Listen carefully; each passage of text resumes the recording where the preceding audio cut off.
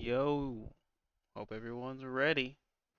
Now it's time to kick it off, of course, with the theme song of Go for Broke. Let's hit it on the way, Believe Me by Lyrics.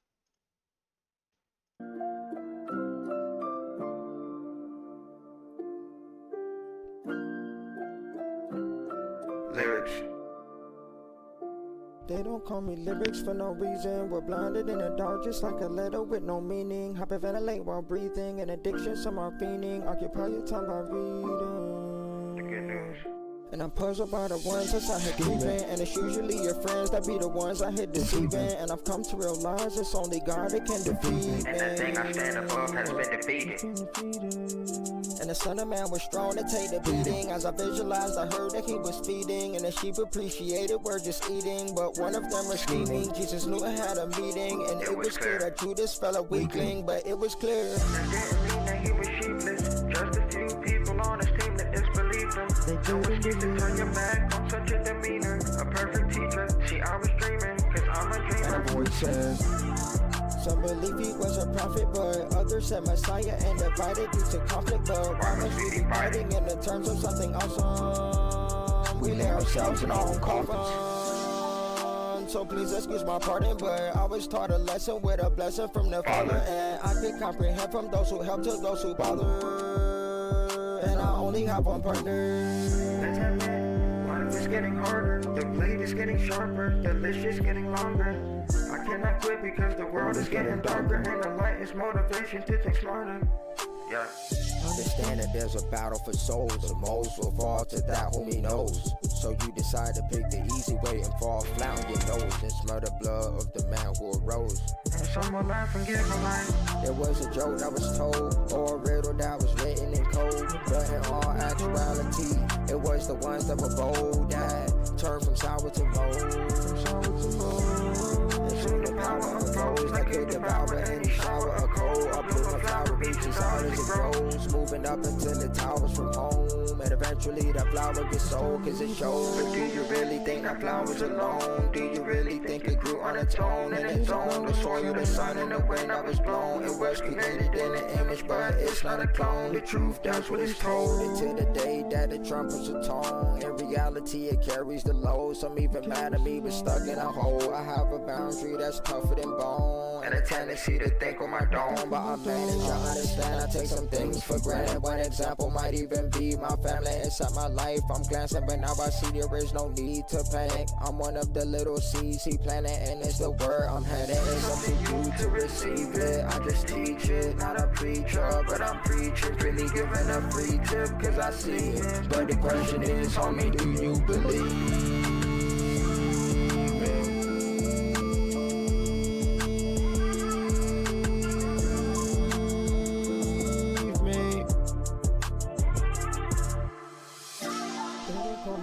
For no reason, we're blinded in the dark just like a letter with no meaning. Hyperventilate while breathing, an addiction, some are fiending. Occupy your time by reading.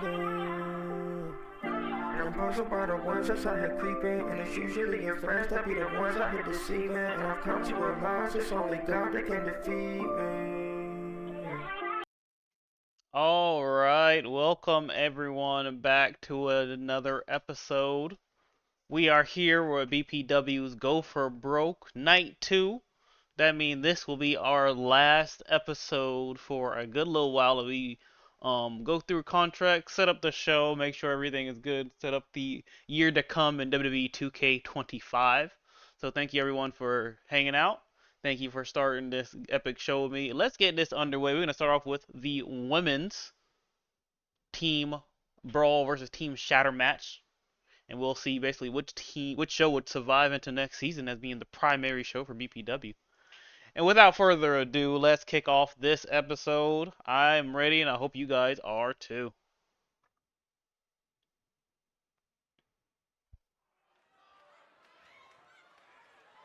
Making her way to the ring.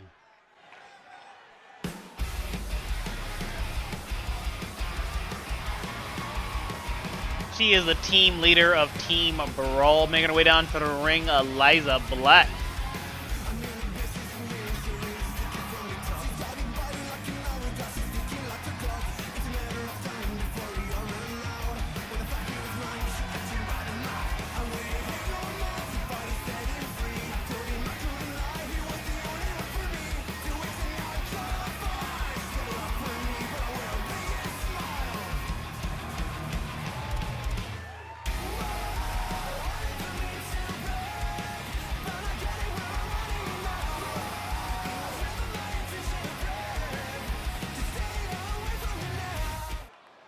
And making her way to the ring, her partner, also representing Team Brawl, representing Miss Talika as well. She is the winner of the 2025 Women's Invitational, Callie Parker.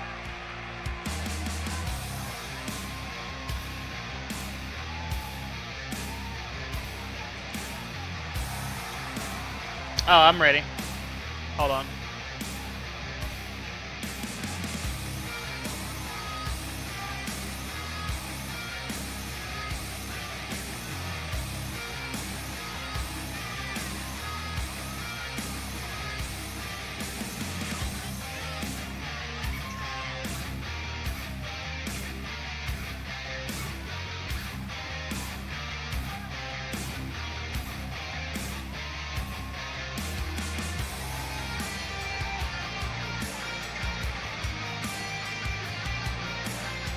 I'm ready. You can hop in whenever.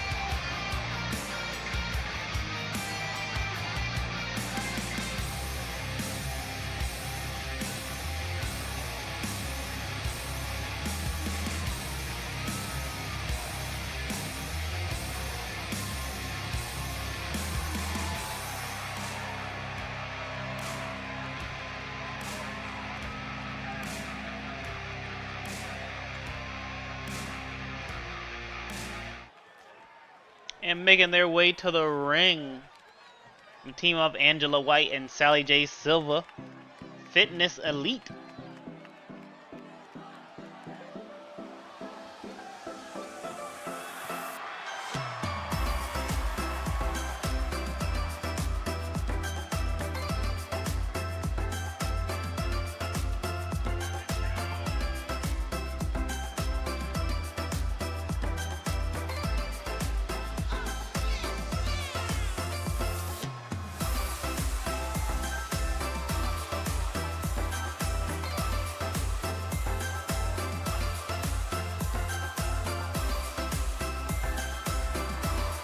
You can hop in right now, Fightmikes.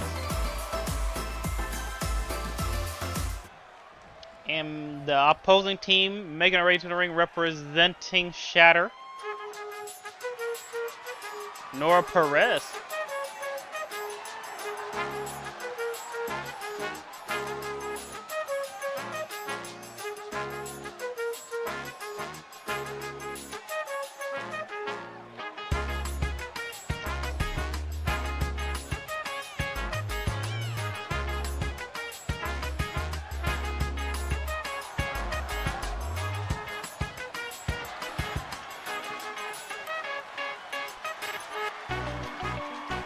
Yo, Fightmikes?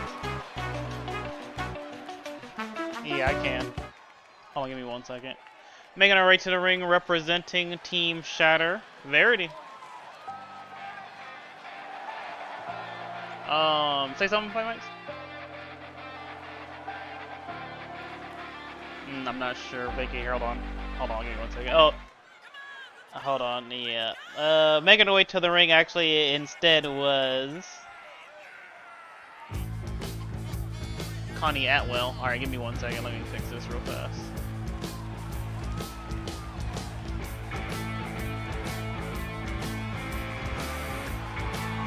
Alright, try it again. Let's go, let's go. Oh, there we go. I got my audio. I hear myself. Alright, that's good. Let me refresh a little bit real quick to see if I can catch up just a little bit. Like, 2 seconds behind or so. Now Verity making her way to the ring. Yep, I see that. See the crowd. Yeah, you're not far behind.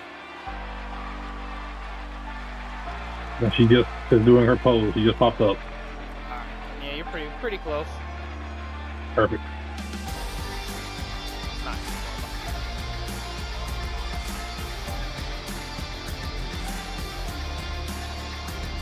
behind.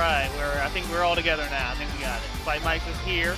So big shout out to Fightmikes joining us to co-commentate here. You're playing color as we start night 2 of Go for Broke. You guys ready? Yes, indeed. Yes, indeed. The last night on Tuesday was a legit show. Let's see if somebody can top it. We got a lot of unification matches tonight here, so should be quite hectic with a lot of these matches finishing off night 2. This, of course, is like the reminiscence of what we saw with the men on Tuesday. Basically, Correct. you gain That was a great points by match. elim, and the show with the most points in the end will continue on as a primary show for next season. What are we at right now? Point-wise, where are we? 4-2. 4, that's what I was thinking. 4-2 right now. So Exactly. So Shatter started off hot and then just fell apart. If I remember correctly, yeah, they fell apart. No, Brawl actually started hot and then fell apart. Brawl, it was Shatter Brawl. won. It was Brawl fell apart. Yeah, Shatter won. Brawl started off hot. They got an elimination early, and then Brawl kind of popped up. They definitely did. Making our way to the ring, the team leader of Team Shatter, Fuego Lopez. Of course, we saw her tag team partner retain that Intercontinental Championship on Tuesday, and now has a big unification match later on. So let's see if this team could both bring in some big W's this night. Alright, so like I said, works the same as it did. You have to connect with your finisher, whether it's a submission or not. If you connect, referee calls it, you are eliminated, and your team gains a point. Easy as that. Yes, Team Shatter has 4 right now with the men, and Brawl has 2. So Brawl, if they hit a full sweep here, Fightmikes, they're able to win. They have to hit. They are able to win. They're 2 points behind, so they're still able to win this, but they gotta get a sweep if they get 2 or more eliminations. If it gets to a point where it's a one-on-one situation, they've lost, no matter what happens here. Yeah, no, So they got to sweep. They really can only afford to lose maybe one person in this match if they win to keep their show going. Basically, yeah. And then even I think, yeah, if it happens to be vice versa and it ties by points, I guess we gotta see some other verification, see what shows live. Oh yeah, we'd have to find a different way. There goes team leader Eliza Black, of course, former BPW Women's Champion, become a very formidable opponent in leading this team. And let's see if she could do better than the men's side of Team Brawl. Absolutely. See what she can do. And Brawl, again, they started off hot, and then things just fell apart real quick. Yeah, they simmered down real fast, and things just went downhill for them. It's crazy because there was a lot of teamwork, there was a lot of movement, there was a lot of quick tags, and they still could not take it. But realistically, what it was Masters was that difference maker in that match. Who's going to be a difference maker in this one? Yeah, about to see. Of course, Connie Atwell, BPW's resident cowgirl, made quite a name for herself in the last couple of seasons. Got very close to even the BPW Women's Championship at the time, but at that time she got shut down from the very dominant Corporal Evans we saw earlier. A splash right there. And of course, right now in the ring for Team Brawl with the green, that is Sally J. Silva. Of course, her tag team partner Angela White that just jumped down. They've been having quite a bit of beef as of late, Fightmikes. They fought against each other, and I feel like those matches went a little bit more deeper than necessary. It wasn't just about competition there. A little personal feeling, which is very, very possible here. What is she doing? Is she going for a tag? Is she going for a springboard? I'm not sure what she's doing. She seemed uncertain of what she wanted to do, and I think it cost her. It pretty much cost her the opportunity right there, and still, she ain't done yet. That's what I feel like. I don't know what's happened. We think Sally J, from the last couple weeks, we've seen her. She's like, I think Angela White got a little bit more opportunities beforehand. She didn't quite capitalize on the opportunities, but she has received them out of the team. I think Sally J maybe has been kind of more something that we saw her match the other night where they lost because she just didn't tag. She didn't tag the entire night, and they lost. You can see it right here. She's working differently right now. She's being aggressive, overly aggressive, in my opinion. Good suplex here, but overly aggressive is what she's doing right now. And she needs to realize it absolutely could. It needs to cost. And she needs to go ahead and make a tag when she can. Yeah, like you said, she's not thinking about that right now. She's thinking about, I think she's trying to take it down by herself. She's trying to be the MVP of this match. That's a fact. There's no need for all that. But I think she has some very dominant opponents. Nora Perez, if you didn't know, here Fightmikes, she's has probably really legendary career here in BPW. She is our inaugural BPW Women's Champion. Also, before Rachel Romero, she's also one of the longest reigning BPW Women's Champions. Look at that. Reigns. A lot of history. Exactly. A lot of history right there. Verity, of course. Before our woman Amber Mitchell, she had the longest reign for the BPW Women's United States Championship. Of course, that has been eclipsed by Amber Mitchell. And no. See, we're getting quick tags. No elim so far. We're getting quick tags though. There's similar to what we saw in that match the other day for Brawl. Though. A lot of quick tags. A lot of quick, consistent tags to get things going in the right direction. Next time we drop. You think it's kind of like the strategy? Make sure, keep everyone fresh. Keep everybody fresh, yeah. Building momentum, getting them ready to finally just come in and collect that win with their finishing maneuvers. It's smart because everyone's building their finishing maneuvers up too. Everyone's getting prepared to hit their big moves, and they're getting prepared in unison right here. Notice no one else has gotten in the ring in what, 3, 4, 5 minutes maybe even. Probably. I feel like Sally J kind of taking that advantage of the match has kind of messed her up. She's kind of in a bad spot so far. She is. She's not trying to tag. She's not trying to tag. Look, she rolled a good roll to get away from there, but again, tosses her into the corner. That. She tried to get a tag, I feel like, from her partner, but this is a signature maneuver there by Nora that she set on that leg bar. That leg bar there. I'm interested in see Spider. Like I said, I haven't started creating in the new game yet because I was finishing all of this stuff. I still have to do some of my small details to transfer. I have to go look at people's tattoos and make sure I transfer it all correctly. So as soon as that, I'm going to play the new game when it comes out because all my friends got it. So we're planning on playing GM mode and stuff. And then GM mode's pretty fun this year. GM mode's fun this year. Universe mode, funny enough, I saw what's the status? Obviously a well-known creator in the community. Really hype up Universe mode.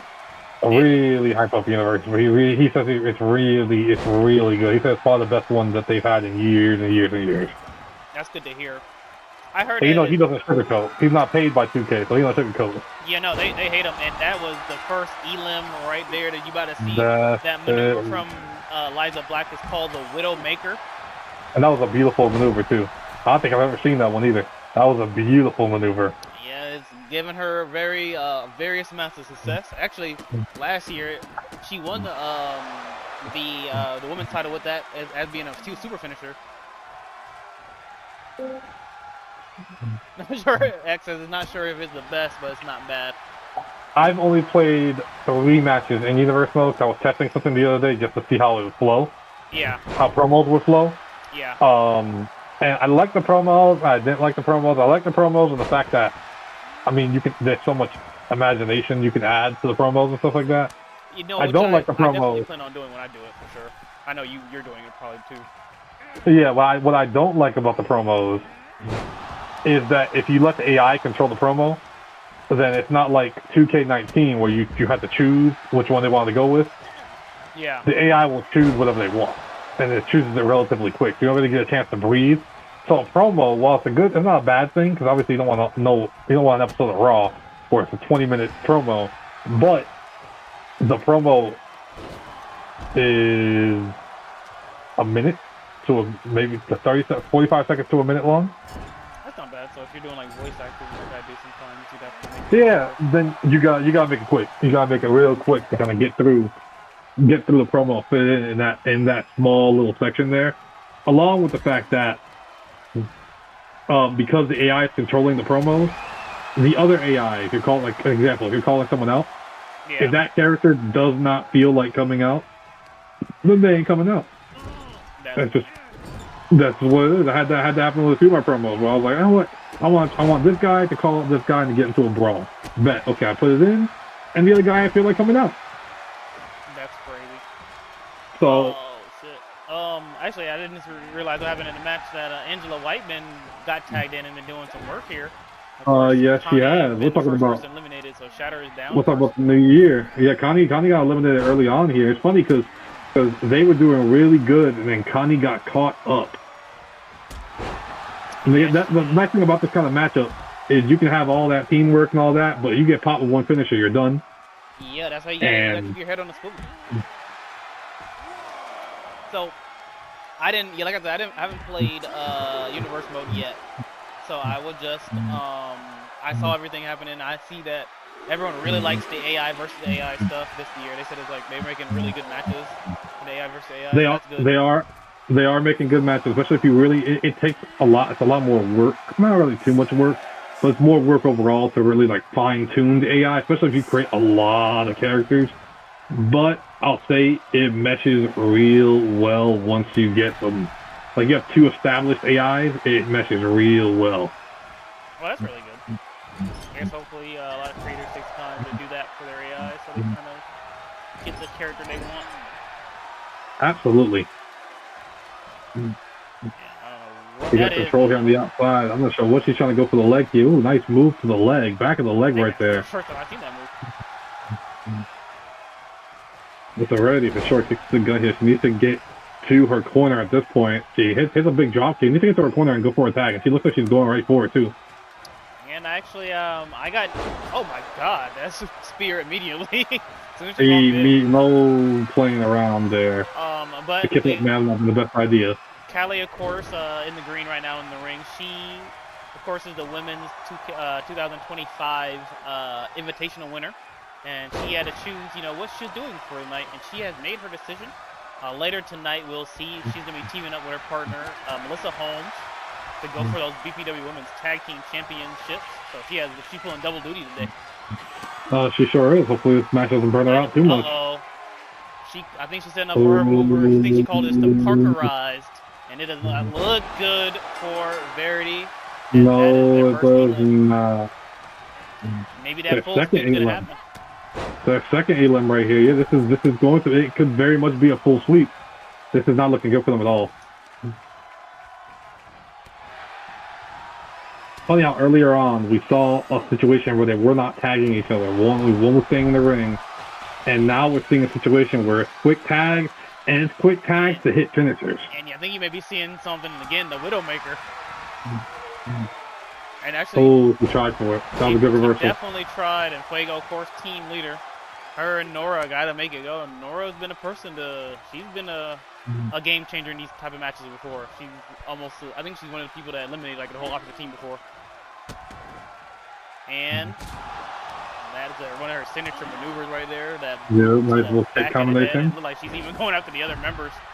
She's just going after. She's giving everybody one good hit. Oh. This is really not that kind of matchup that you need to. Ooh, got wow. Yeah, I think she gotta be careful because her finisher maneuver is what she calls that shooting star press. You got to get up top to do it, and I don't think Callie's making it happen. Callie's not gonna make it. Not gonna let her do that. She tried twice now. Got hit with a suicide dive. Good way to save the partner right there. Good way to save her partner. No, for sure.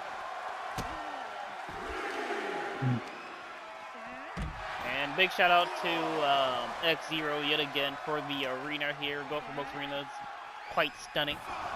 Definitely go down to a very amazing looking arena.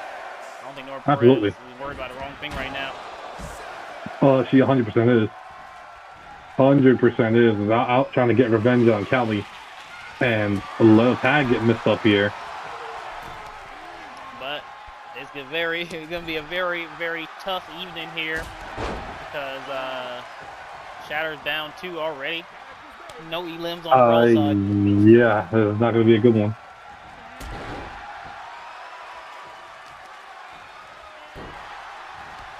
And we already know since Shatter's team leader won, he began a good prize. Mr. Roy Knight, that's what our general manager said. I'm sure whatever a lady wins would kind of get a good surprise as well. You think so, right? Yeah, absolutely.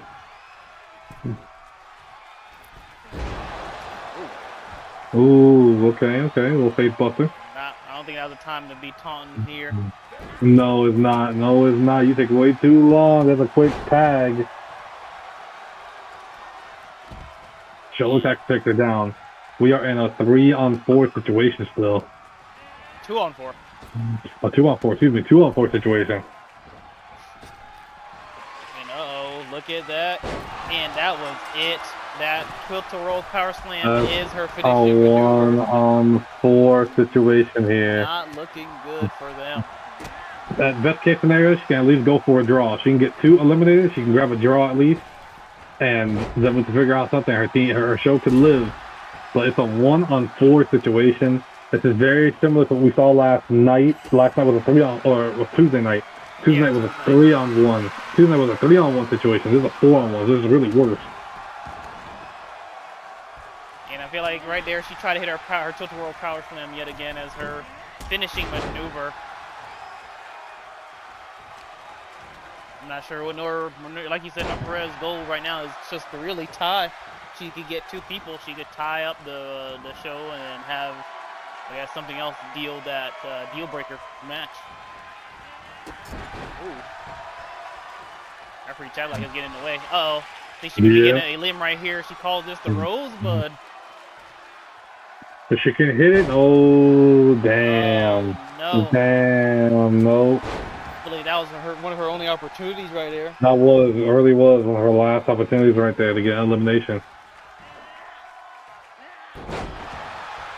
Nora Perez, sole survivor right now. Team Shatter is really not looking the greatest for them. No, Shatter has 2 points in total.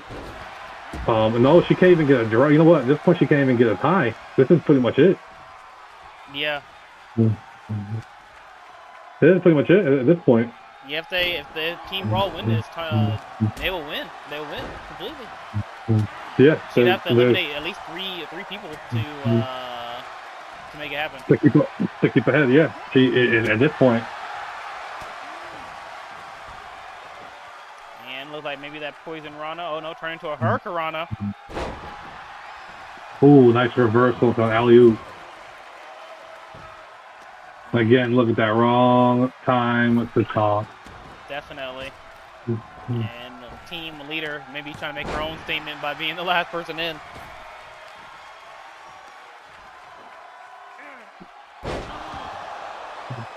And like I said, I feel like it'd be bad move. Oh yeah, Gary Masters is a person that has done the one before and done it. And wow, I think she was setting up for the Widowmaker there, Fightmikes, but got countered. She got counted again. A lot of finisher counters here. I mean, that's what she needs to do if she wants to remain alive, it seems like. Oh, absolutely. Absolutely. She needs to hit a finisher of her own here. But yeah, you know, Gary Masters is one to do it. I forgot about that. He's definitely done it. He completely wiped the other team to win a finisher frenzy match. But Nora Perez is going to have to do something, get in some elims here soon, or Lord should be in a bad position. She has to sweep the team right now. It's the only way she can do this. She has to sweep. She does, and there goes that springboard maneuver yet again. And I'm trying to see if she can sweep, but looks like that even a submission hold. No tap outs in this match, but hey, I guess damage is damage. Yes, exactly. Any damage you can do, it should count. Uh-oh. And that is it with the Widowmaker. Yep. That's it. Oh. That's it. Clean sweep. And Team Brawl with a clean sweep. Making them the winner. And a surviving show. Wow. Especially at the beginning now. There was a lot of drama going on at the beginning too, and they came back. They did. They came out there with a strategy and executed it perfectly. Next up, we're starting off another big match here for the men. This is the Triple Threat Eliminator Tornado Tag match for those BPW Men's Tag Team Championships.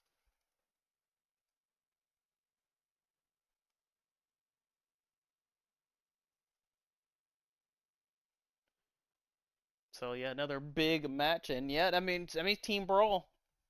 Or Brawl will be the remaining show for 2K25. So I guess X, you gotta give me that banner for Brawl that you made, so I could go ahead and get that input.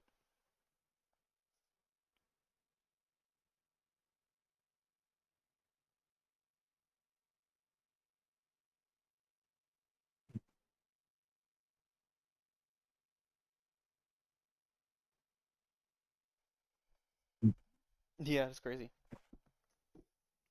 But it's time for another big match here. Absolutely is. It's a 4-team lineup here. It's going to be a crazy match. So making their way to the ring, the team of Skull and Goriel, the Unholy Union.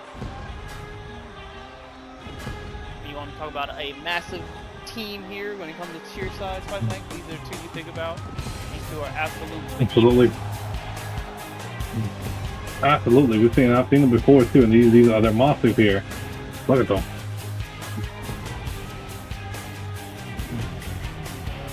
But we've seen the sides get handled, and we've seen them get beaten despite their size. So it's very much a possibility. They can't just fall solely on the fact that they're at that side.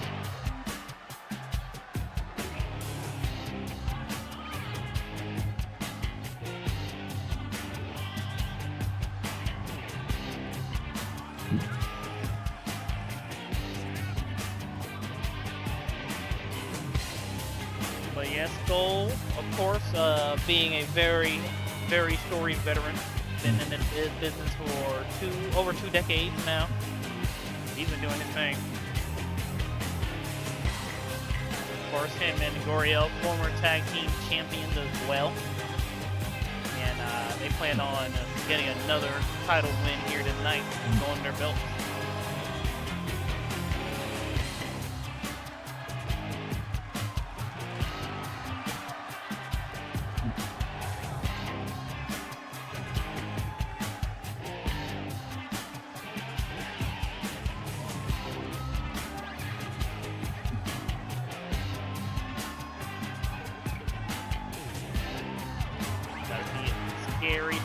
Scary. Watch out, Fightmikes. The heat could get quite Here you intense.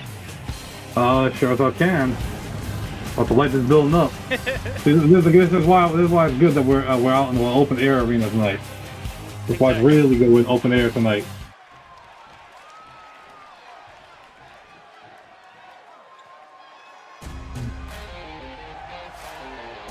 And making his way to the ring, Kiyu.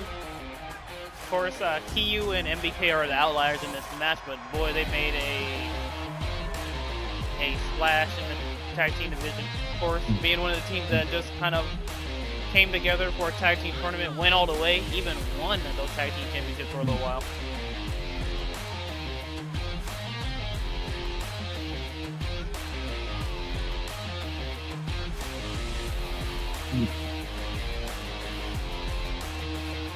Has an opportunity to win them back here today. Has a big opportunity to win them back here. It all depends. Again, it's the heart. It's about getting the work done. Exactly. No shortage of confidence, though, that's for sure. From out here, is commanding the ring right now. Yes, Kiyu is a very decorated, of course, individual. Came a little later on in the BPW lifespan, but he is a former BPW World Champion, former BPW Tag Team Champion. So he's done it. He's done a lot here in this company. This is a big opportunity for him here. Big opportunity for sure. That is for sure something here. I mean, even if you've done it all, no one's against winning more championships. No one's gonna say I've won. Ain't no one gonna say I've won too much. Time to make a change. Exactly. And of course, this match, like I said, mirrors the match from even last Go for Broke. The Vanguard and Unholy Union have been at odds, and they're gonna face each other again here on the biggest stage. Of course, cannot forget this man, Kiyu's tag team partner, making his way to the ring, NBK. Absolutely not.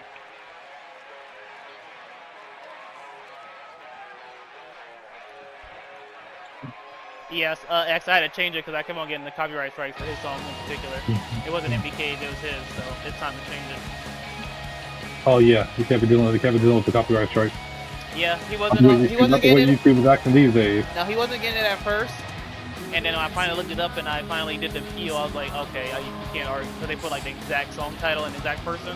Sometimes they, they just randomly throw out a claim and then they'd be like, hey, you know, this song is being used. I was like, no, it's not. And all you have to do is feel it. It's like, that's not the song being used.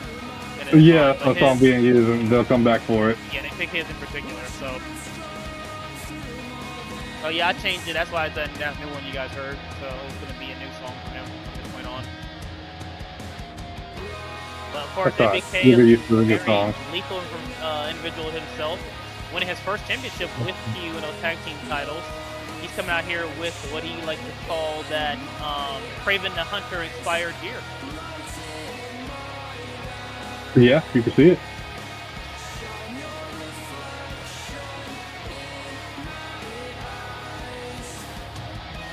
But yeah, so I mean, obviously, if I keep running into issue, I'll obviously reverse songs. I try to get some of those what they claim to be copyright free. So some people just put it on there maybe, and it's not actually copyright free. But some of the songs I've had that a few times.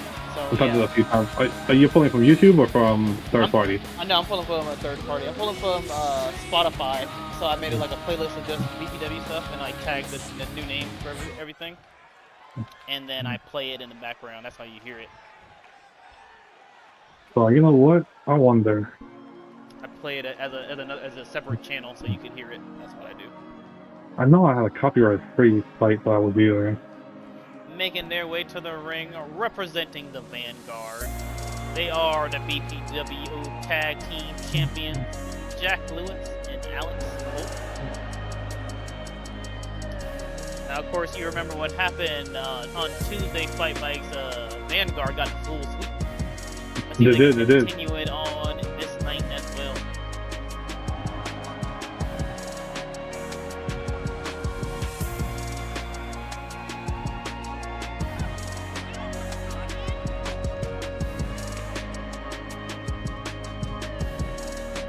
Yeah, there you go, X. It probably was, but it did change. So I changed it. It's fine.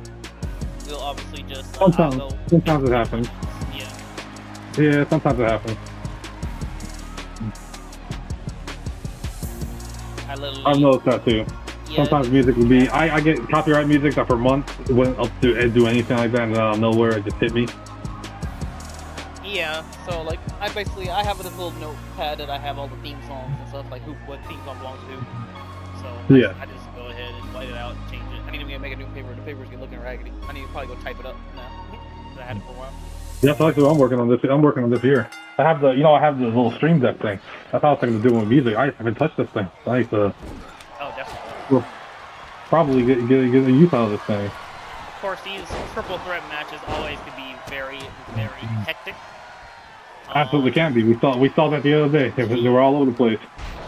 So we're saying way it's an eliminator match. So just because one person on your team gets eliminated, don't mean you lose your opportunity.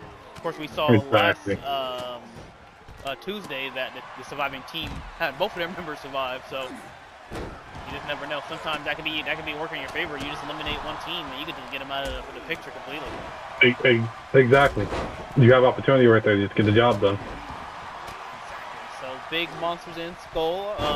I've heard whispers actually in the back that Skull is he's kind of booking a lot of his career and what happens this season here on this show and then next season. He's definitely been leading on to retirement. He's saying, of course, he can't. He loves the sport of professional wrestling, but it's not something he can continue to do forever. Eventually, your body just can't keep up anymore. And you know what? It's for over 2 decades. He's been doing it for a long time. And it's true. I get that from you. You really can't do it forever. Eventually, your body does just. Your body tells you it's time. Definitely. And like I said, this match is mirroring what happened last Go for Broke with the Vanguard, Jack Lewis and Ellis Coleman taking on Unholy Union. The third team last time though actually was Hip Hop Express. This time is KU and MBK. So very interesting to see them basically do battle yet again, a year out from each other, back on this big stage. In a match last time that Unholy Union actually won, retaining their tag team title. Yeah, so they got. Let's see if they can do it. Actually, you know what's funny? I do remember that last year as well. I do remember that. I actually remember that specific match. Yeah, that happened last year. They retained in a big match. And look at MBK and KU. Like I said, brand new tag team in here, but I don't think that'll stop them. They've been a formidable force. Both men are hard hitting, and they can make their presence known, like I said, in this match. And it looks like, oh my God, I thought it was a table going out there. And That's back there. It's back there. We have a Razor's Edge that looks like a modified Razor's. He just tossed him.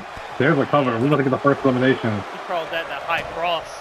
And he definitely, I thought it would have been it for Jack Lewis already, but I'd say, oh no. That would have been wild. We're still early in this match. Yes, definitely. And actually, this is a maneuver here by MBK working on the arm.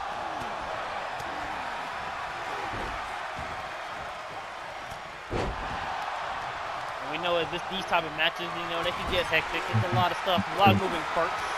Absolutely can. It's hard to kind of keep an eye not only on defending yourself, but also your partner. So what do you think is the best strategy like this, Fightmikes? I think we gotta see. We saw what we saw yesterday, or Tuesday. Excuse me, I keep thinking yesterday because time is flying. But what we saw on Tuesday is pretty much what should be done. They're isolating, but they're isolating two teammates away from one another.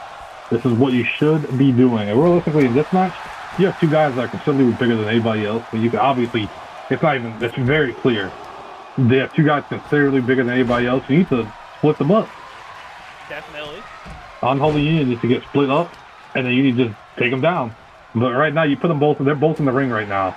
And it's the obvious difference in size. Definitely. I definitely believe that is the case. They should isolate for sure. And it looks like maybe that's partially what's going on outside with MBK and Jack Lewis. But as you see in the ring, Skull and Goriel kind of taking care of business. And oh my Absolutely. God. You called that the wicked elbow to the back of the head. That could make someone, that could knock someone clean out. Absolutely.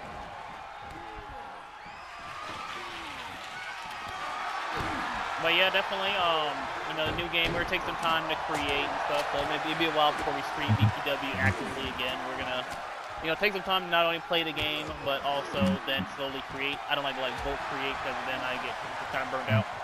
So I usually do it in waves. And then we have to wait for the roster to kind of fill back out anyways, as people take their time creating. Absolutely, absolutely. That's where we're at right now as well. We gotta wait and give it a little bit of time.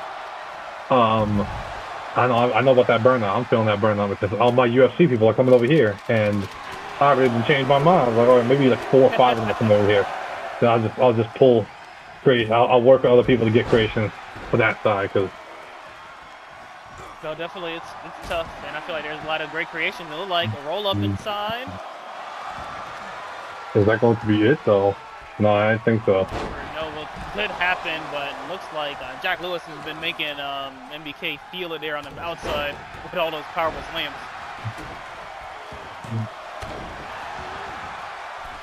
And referee Chad, of course, officiating this night of BPW, and I think we just saw it. We saw Jack Lewis hit the full throttle. Excuse me, full throttle. That jumping headbutt he does. And it could be quite vicious. We've seen him take out many men with that beforehand. And no one got eliminated yet, so you definitely got to keep your eyes on the power sway of this match as that happens.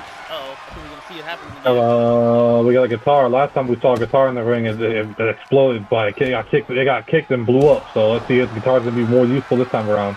Nina kicked to the head. And I think on that thin pattern, we saw Skull hit that choke slam.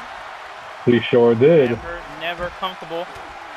And the benefit of this is not a false count anyway match, so benefit for him here, not really for Skull too much there. Nice move into a submission. The Koji clutch, this could be it. God, I think Goriel helped him out there. I think he did too. He could have tapped him. He could have waited. Yeah, I feel like he's about to tap him out, but maybe this doesn't matter. It may not. It may not. There's the cover 1, 2. No. I don't know. I think maybe Goriel them working on as a team to take out the faction right here. No one likes the Vanguard. Good guy or bad guy.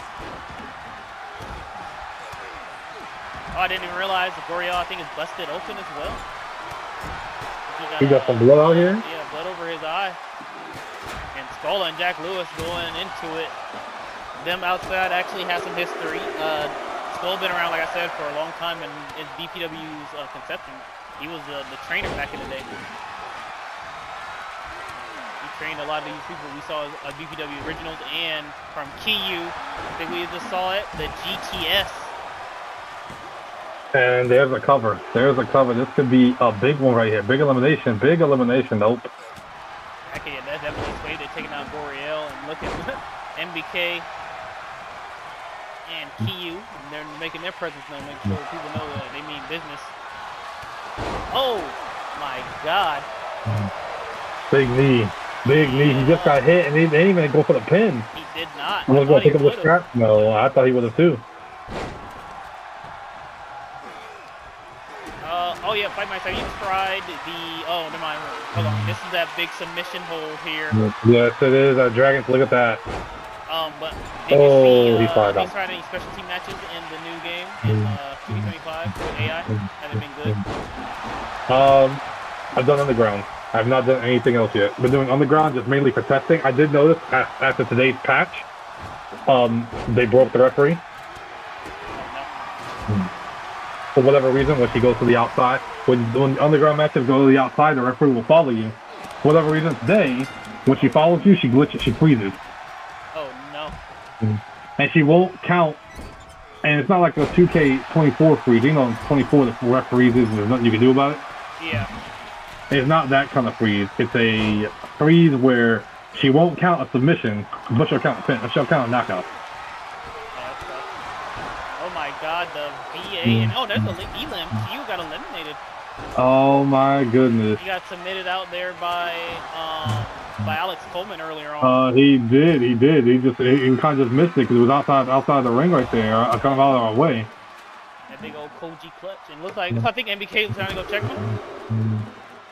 I think so. I don't. Maybe he's deciding if he should attack him. Maybe I think he looked like he was just like trying to check in for a second. Yeah, just checking for a quick second. Now he has that rage in there. You know, Gold gets hit with his knee. Yeah, teammate is gone, so MBK is in there alone, but I don't think it matters. He's working on that submission hold here. He sure as hell is. Gotta do what he gotta do. A nice Kimura. And oh! That's elimination. That's elimination. Yeah, he pulled the arm all the way back. Full hyperextended. That could be it. And Skull.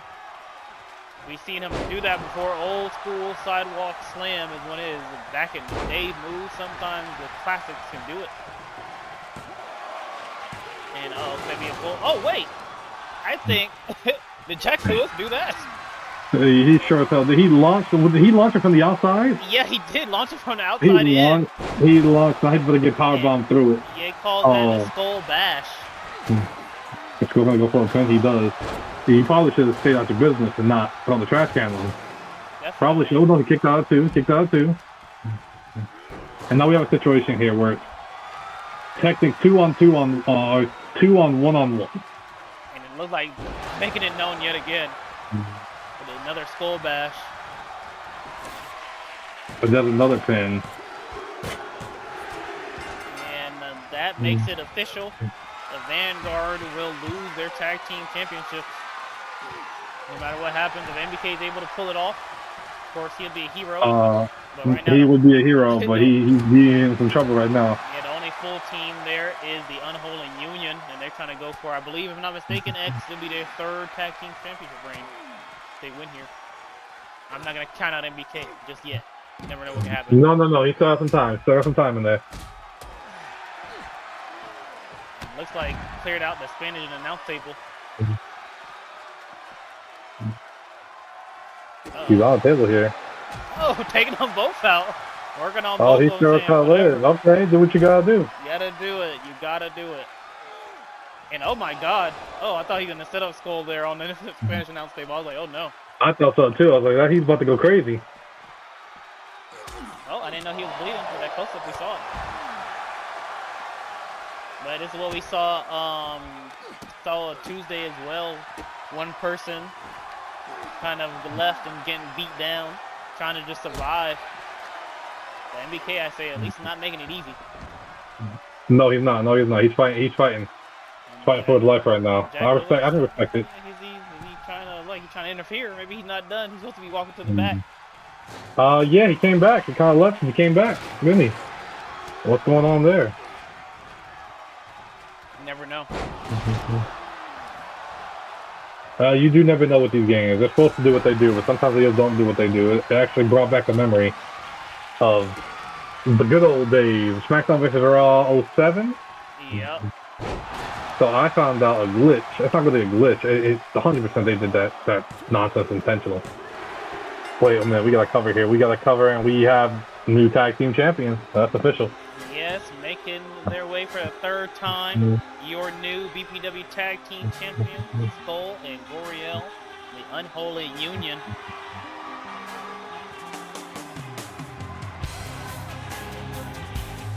I mean, They did it again for the third they were time. the biggest.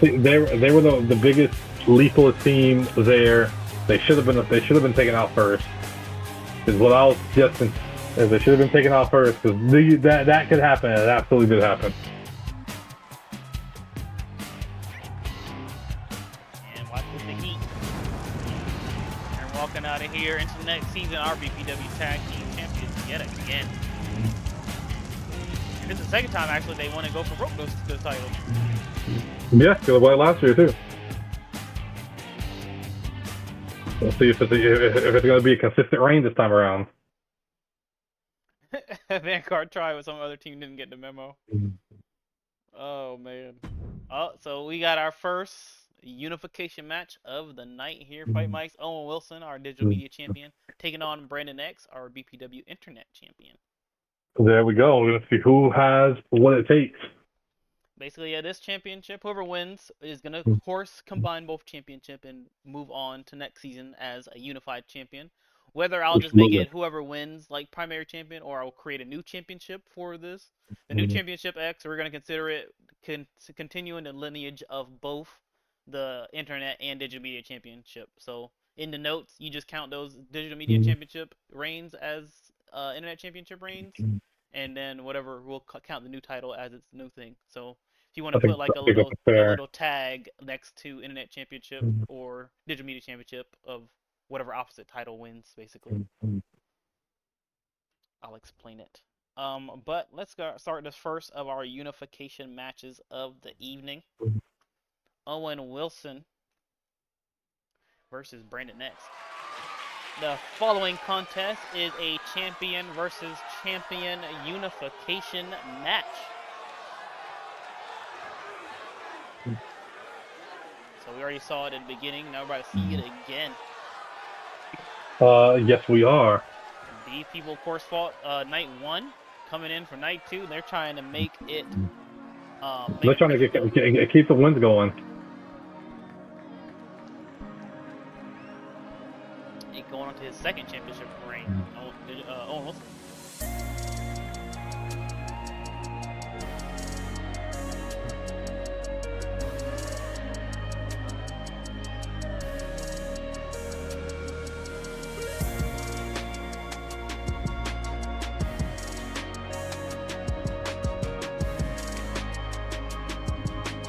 Excuse me. I mean, I don't know where there.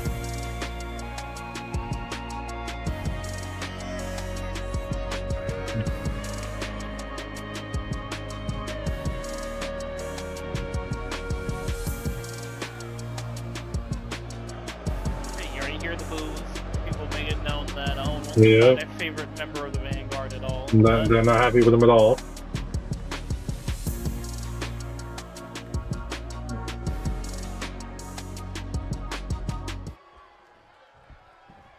And making his way to the ring to be Brandon X.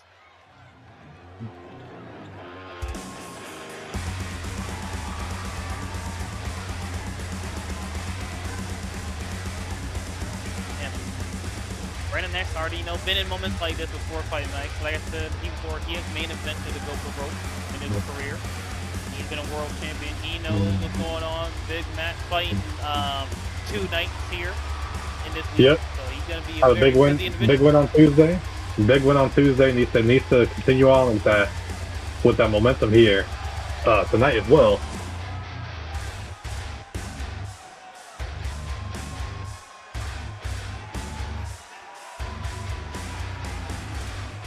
So it's easier said than done to keep that momentum going in the right direction.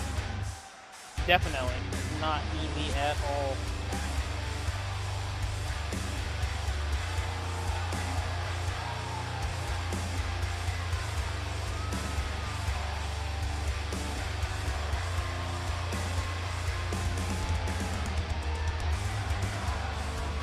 also view these as BPW Brawl and Shatter versus matches as well.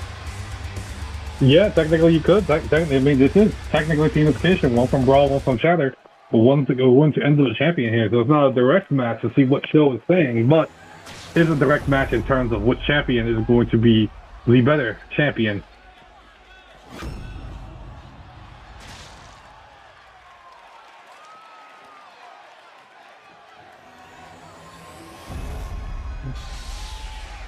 I do like to do this, to do the double championship intro now. Yeah, that's pretty cool. And making his way to introducing the champion, representing the Vanguard, the digital media champion, Owen Wilson. And yes, let's see if he can bring back a dub here for the Vanguard this evening. And making his way, not exactly, but the champion from Shatter. He is the internet champion, Brandon X. See if Brandon X is able to walk out of here. Like I said, whoever wins will have both championships, unify them going into next season. Walking in with a double championship, walking out with 2 championships, walking in with a brand new, possibly newly designed championship. Exactly, and yeah, glad to see it here. Both of them on the line. First unification match of the evening. We'll see one more later on as well.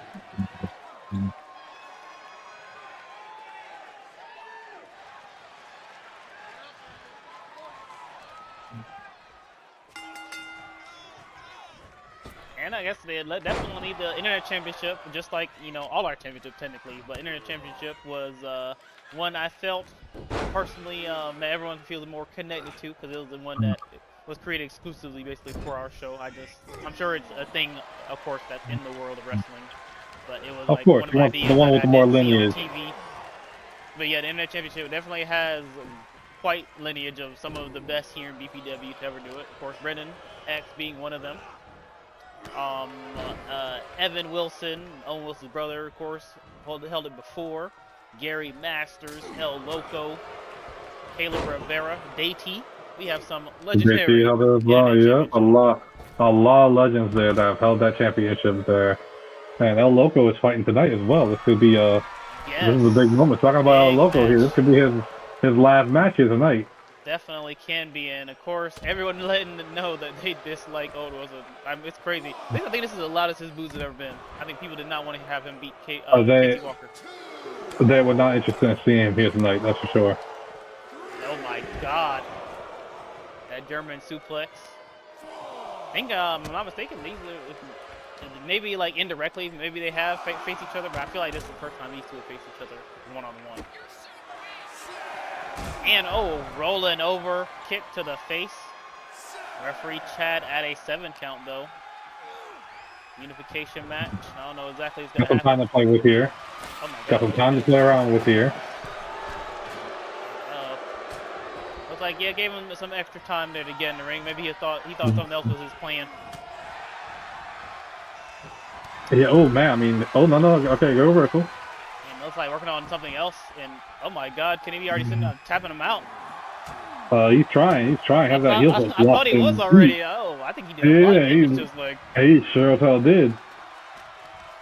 A lot of damage to the leg. Owen Wilson, as much trash as people like to talk, he is very skilled in the ring, and you've seen it right there, just wiping off his hands like it was nothing. Yeah, it was no big deal at all. Like he had no real issue doing what he had to do. Yeah, people definitely, like we know, have given him his flack, but he has shown that he is quite a capable individual in this ring. Of course, being a member of the Vanguard, but he's a former BPW World Champion, Internet Champion, Digital Media Champion. He's done quite a bit here for himself. He has. He's done a lot. You can't pass up on his accolades here for sure.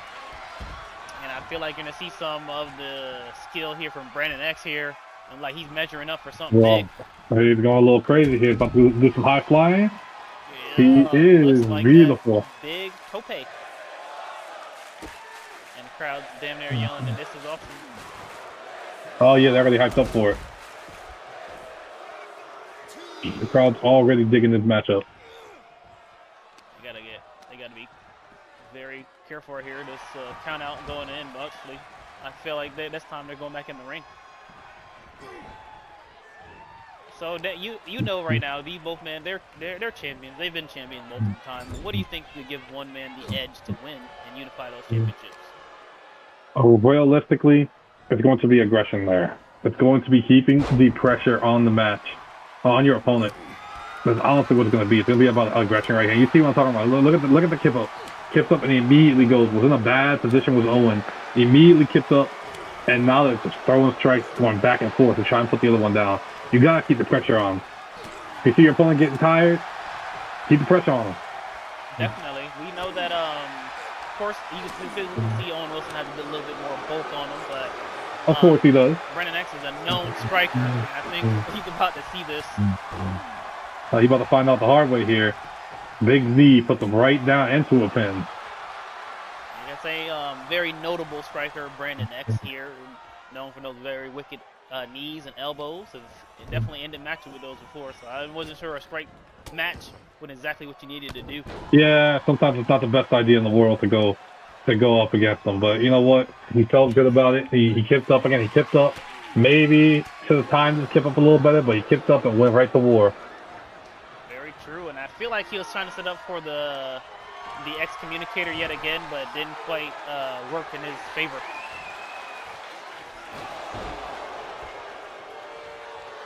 Nah, not at all. And these two, I feel like they're not.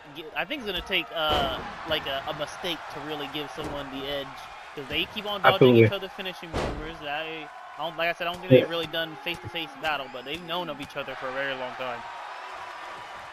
Absolutely, it really is gonna take someone messing up. Someone's gotta mess up. Someone's gotta give something. And once they mess up, that's going to be the opportunity the other one's going to get. Exactly. I think Brandon next time ended something big here. Nope. That's all he had it. That's all he had there. Felt it for a second there. Yeah, felt it. But like the crowd felt it. Like the crowd felt it too. There's a roll through and a pin.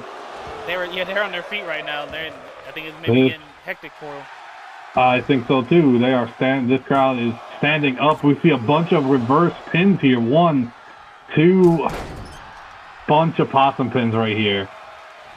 They're trying everything they can, like I said. Oh, they sure as hell are.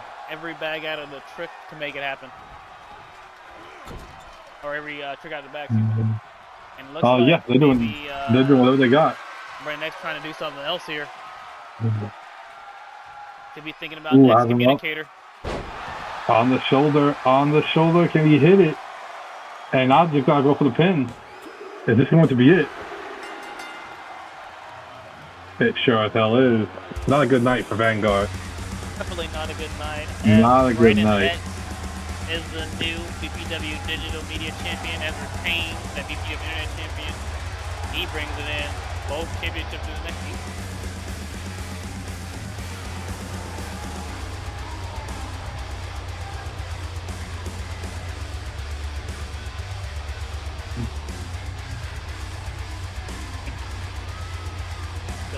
Big shout out there, Brandon X, unifying those championships. Digital Media Champion and Internet Champion. Walking into very big accolade, big opportunity right there. Big time congratulations. Yeah, he had one hell of a go for broke, it seems like. Yeah, he did. He sure as hell did. We're about to see the other half of that coming up right now. Look at that. See what Amber Mitchell has got. This is a unification match again as well, correct? Yes, another unification match. This time unifying the BPW Women's Intercontinental Championship and the women's. Yep. It looks like it may have just counted the women's in the thingy. I don't know. It's just saying that it didn't say championship. Yeah, hopefully it should pop both. We'll see, I guess. But Adriana, obviously, 100 days as the Intercontinental Champion. Oh, actually, X correct. He had to correct us. She had it actually. He was counting the wrong person. She had it, I believe, for 40 something days instead. 40 something days. Yes. Okay. he had it mixed up with the other one, and we didn't check it until later. He said he noticed it later, and I was like, oh, Okay, okay. okay. But I say it makes sense. I don't feel like she had it for a crazy amount of time. But this is a big 100 opportunity days for her. goes by quick. Absolutely is. So the following contest is a unification match for the BPW Women's Intercontinental Championship and the BPW Women's United States Championship.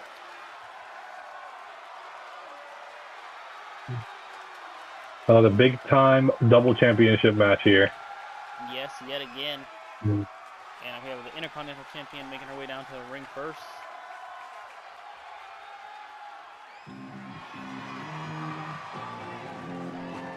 This is like the moment Adriana started waiting for since last season when she couldn't even make it, basically, to GSP in which she wanted to. Now having 2 matches in GSP.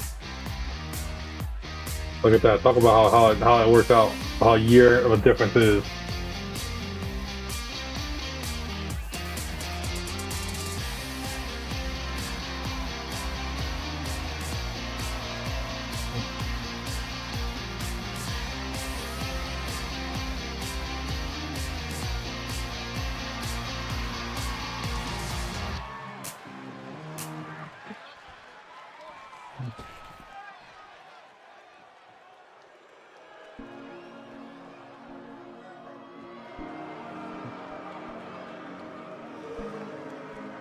And making her way to the ring, of course, the leader of the Vanguard, being accompanied by one of the newer members of the Vanguard that she basically forced into the spot, Alex Avery. Yeah. Kind of rolled in there. If you didn't know, Amber Mitchell and Alex Avery, of course, did a battle quite often for that BPW United States Championship. Final match, Amber Mitchell put up a deal. She won that deal. Alex Avery had to join if she lost. She obviously does not. I mean, she's giving smiles there, but she don't look that happy to be out here.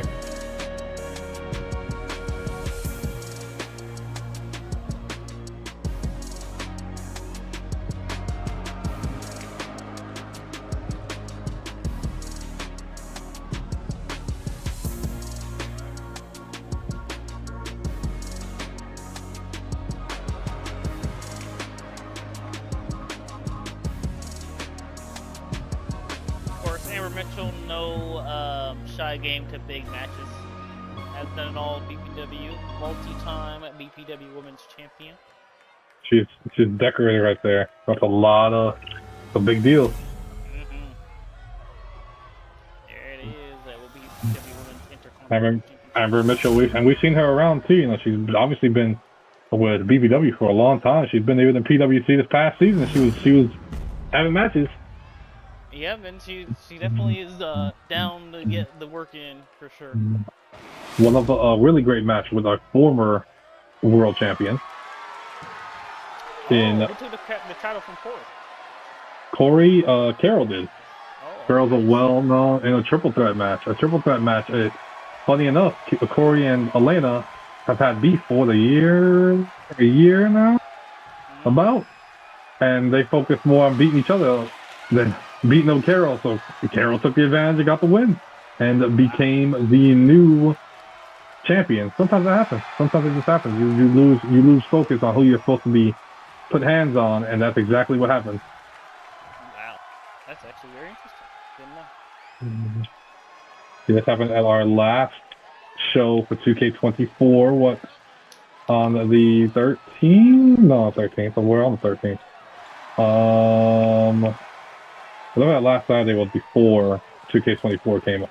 25 came out. So it would have been 2 weeks ago. On the 1st. Gotcha. Well, the Intercontinental and United States Championship unification match goes underway. Of course, Amber Mitchell, the very more experienced and decorated person in this match. Basically, very much just so. Gonna use that, I feel like, if she wants to get the W here. That's really all she needs to do is just use her advantage. Use the experience. Use the experience that she has. Take advantage of the experience and get yourself a win. Oh my God! Crowd chanting. This is awesome. I feel like, woo. Yeah, they're hyped up today. Yeah, I guess so.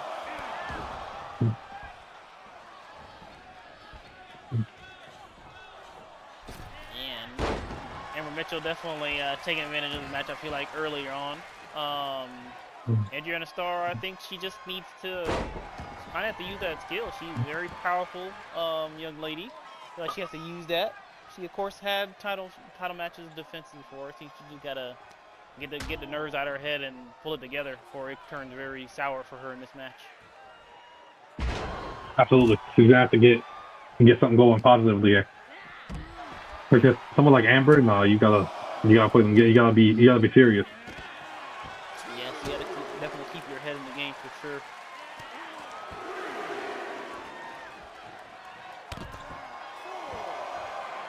And of course, Alex Avery out there, so you never know, she could become a threat for you as well.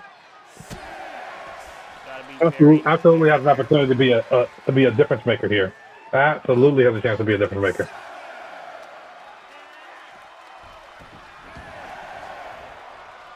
And I feel like now getting some momentum under her belt. Oh. Looks like caught in a 619 position. Yes it does, and she gets, caught the leg. Yeah, very interesting. I haven't seen that counter very often. No, it's not one you see very often. The 619 move itself is not a move you see very often.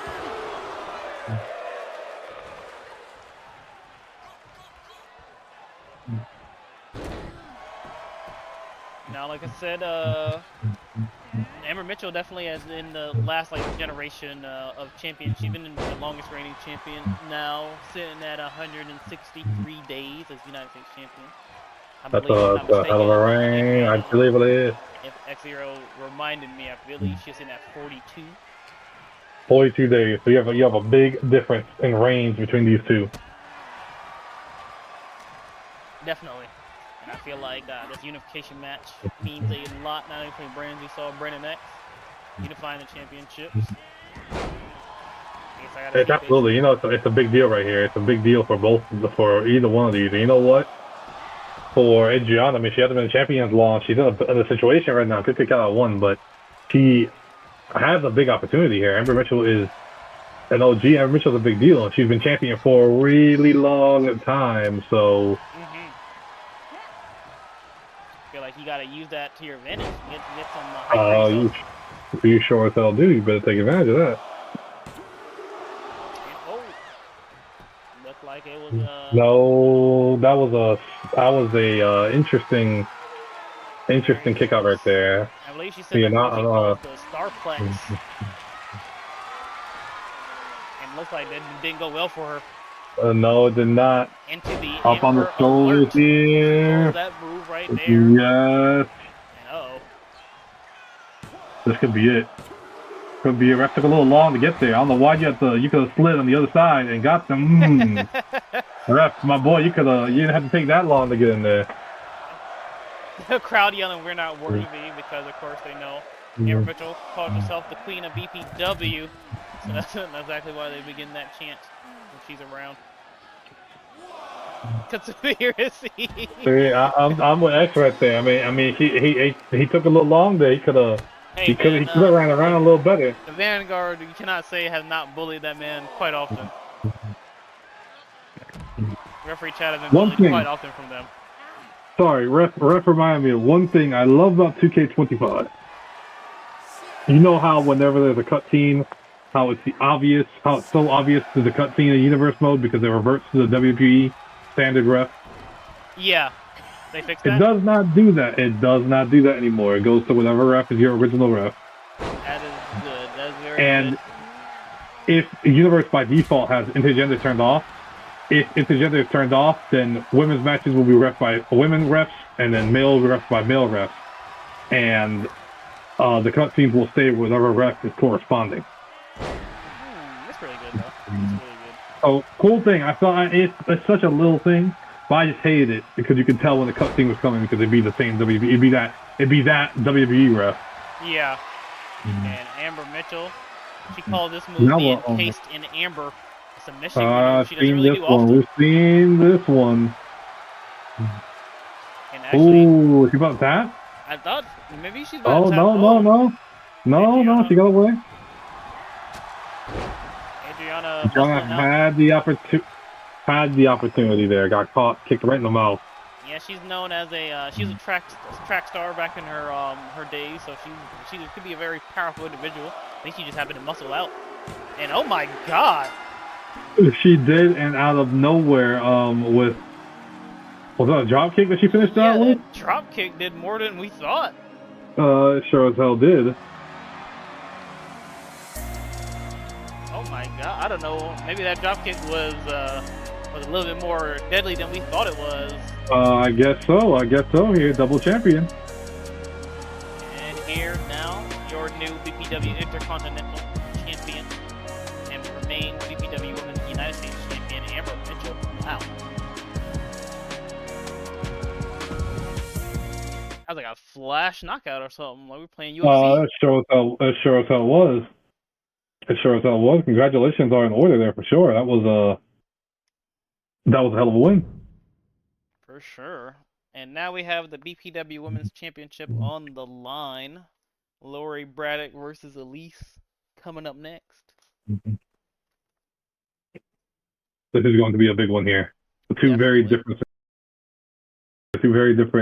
approaches to the match. Definitely. Hold on, give me 1 second.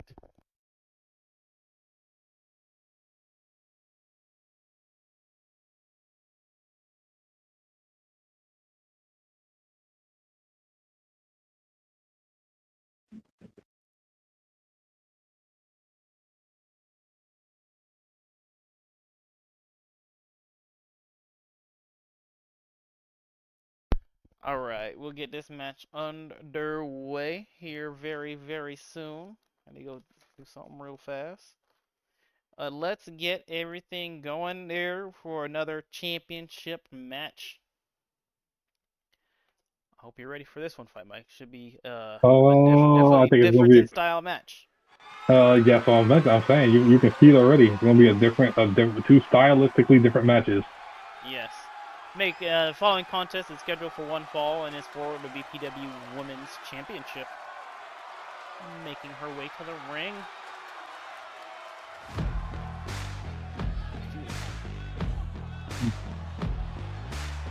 Oh yeah, that's probably what happened next. That last bit of gas she had left was what she used to kick out. To get out of that submission. That was really all she had left was to get out that. So she powered out of that submission, got caught up with a move.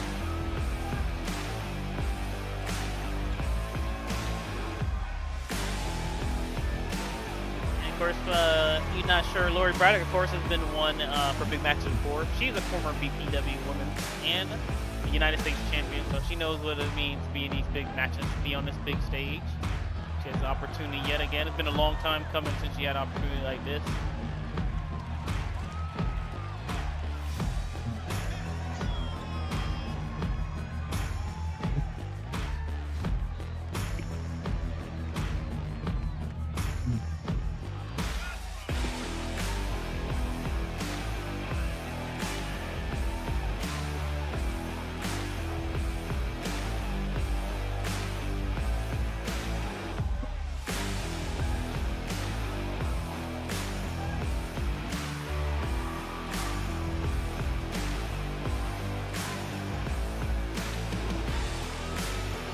Looks like she looks ready to go here.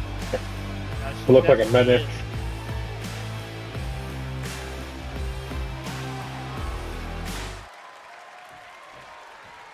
As Elise makes her way down to the ring.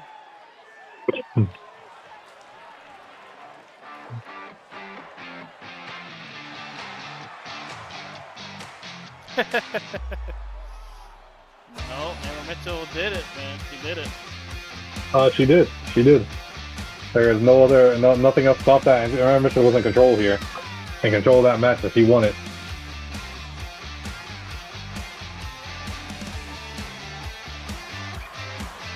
One second, I'll let this thing at me. Of course, if you didn't know, Elise had the next longest reigning Fightmikes in our notes at 149 days. Yeah, you know what she did? She has had a good strong reign here.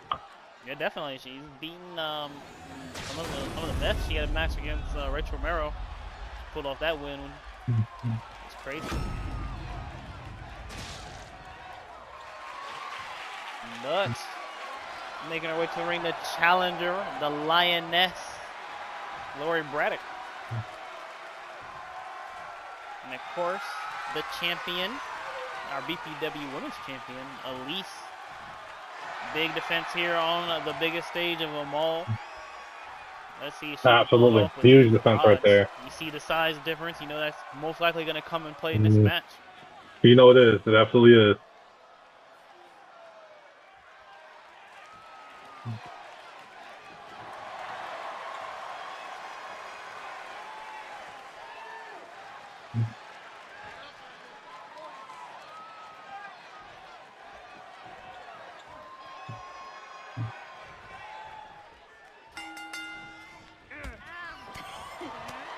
Ooh.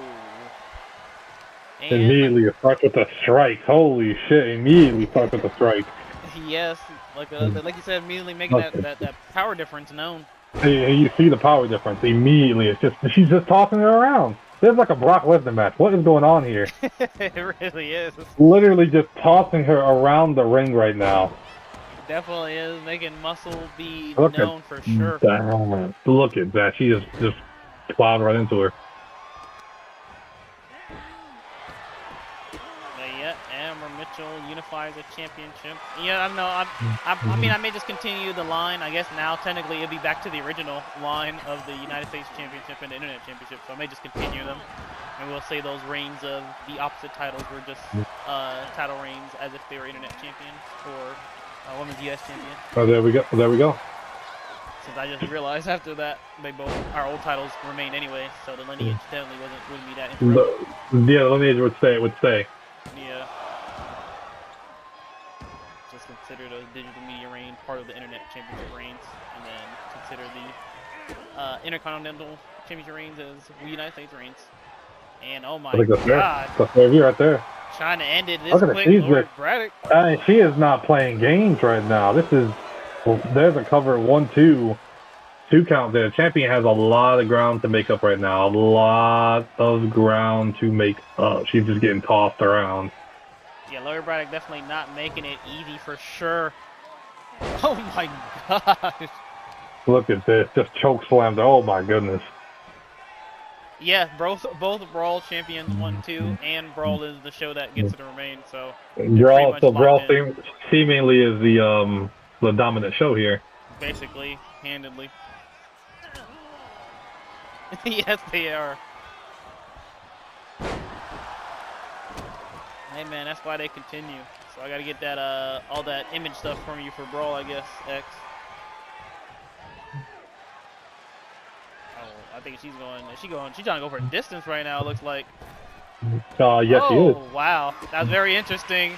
And she calls that the Elise factor. Look at that! Look at that! It was actually beautiful because she kind of jumped over. Yeah, that was actually done nicely.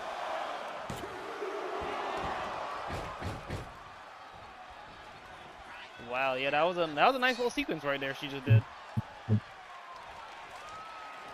Lori Braddock, of course, been using that muscle to get advantage of this match, but looks like maybe that's going to be turning against her here. This is that momentum you were speaking of getting changed over. Absolutely. That's what she needed. She needed an opportunity. She needed an opening. She got the opening, and now she is on point. Maybe not. She was on point. Oh! She was on point, and then she flew to the point of the stairs. Yeah, she did. And actually, I heard in 2K25 those barricades would have broke with a move like that, so that'd be interesting to see too. Yeah, I believe so. I've not seen it yet. Yeah, but we don't have any powerhouses yet that are tossing people around like that. No, not yet. But I guess we'll see when we do some of the house shows for the next game. And at least taking her time to get back in the ring. I was wondering. Maybe she is trying to build herself a strategy. See a big clothesline takes her down here. For sure. And I think she's building up some more momentum with some of the clotheslines. Yep, another one there. And she catches the foot, goes for the sweep, and gets the sweep in. And trying to go to seal the deal here after those clotheslines.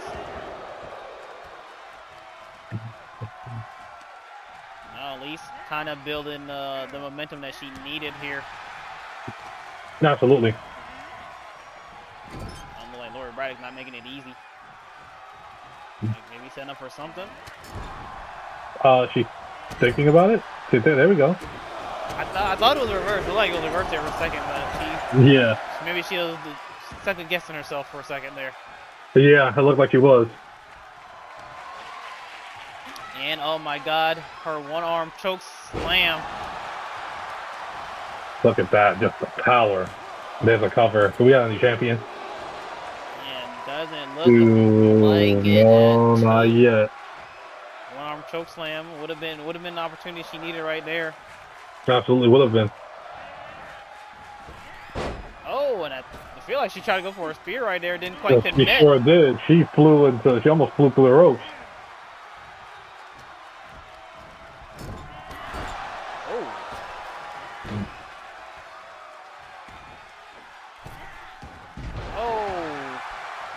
Tried for a moonsault right there. Lori Braddock made her pay. She did. Where is she sending her? Nope. And I think she's thinking about the Elite Factor again. Oh no, that's a sunset flip.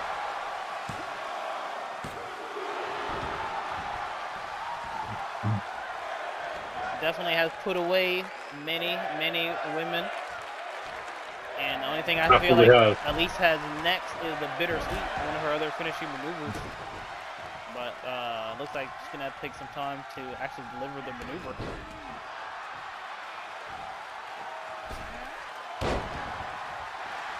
Could that be it? You saw that moonsault off the top rope. Yeah, big moonsault off the top rope. Let's see if she can get it. One. Nope. I feel like she has to bring something deep out of the bag. One of these women have to do it to get the win here. They've tried to do everything they possibly could. They have to do something else. Something new. Like it was like she was second guessing herself for a second, I feel like. Yeah, right?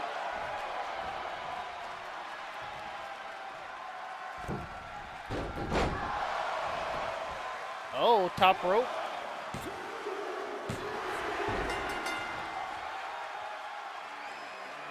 Did we just... Yes. Did we... She just... Holy shit. That's crazy. That's crazy. That is crazy. Karana. That's like a 2.1, 3.1 kick out right there. She got tossed around. Give her a flower champion right there. She got tossed around and she got a win regardless. Yes, she got the win. Remains our BPW Women's Champion. Wow. What a win right there. Yeah, that was a battle. And Lori Braddock definitely tried to kick out. She tried. She was there. Like you said, 3.1 is when she kicked out. The Hogan kick out. That is crazy. She tried, man. The Hogan kick. That's a fact. The Hogan kick out. Yeah, that's a fact. That's exactly what it is. She tried to play a little bit too close to the wire. Wasn't able to do it. And now we're about to see the conclusion of one of the year-long feud that we've seen here. These two, a lot's going on in this match here. Fightmikes. Somebody's career is on the line. So let's Loco's career is very much on the line here.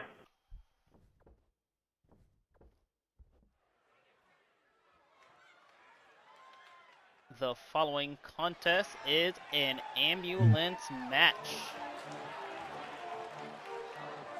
I'm actually going to take a break for a quick second to get a drink. No problem.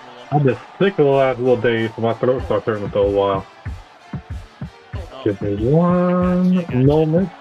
And making his way to the ring, El Loco with a brand new look, brand new all black mask, coming here with business. Even new theme song going.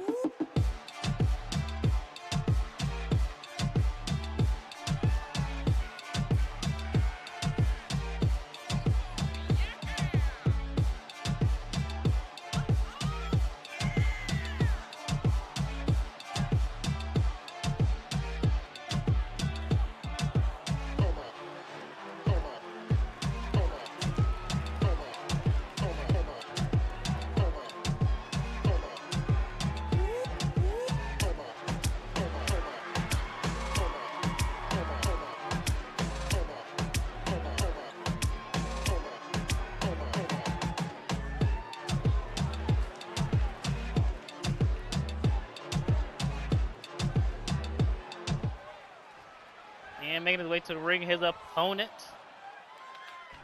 Evan Wilson.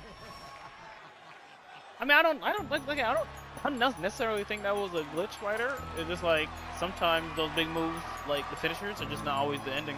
I mean, we saw it in the match just before that.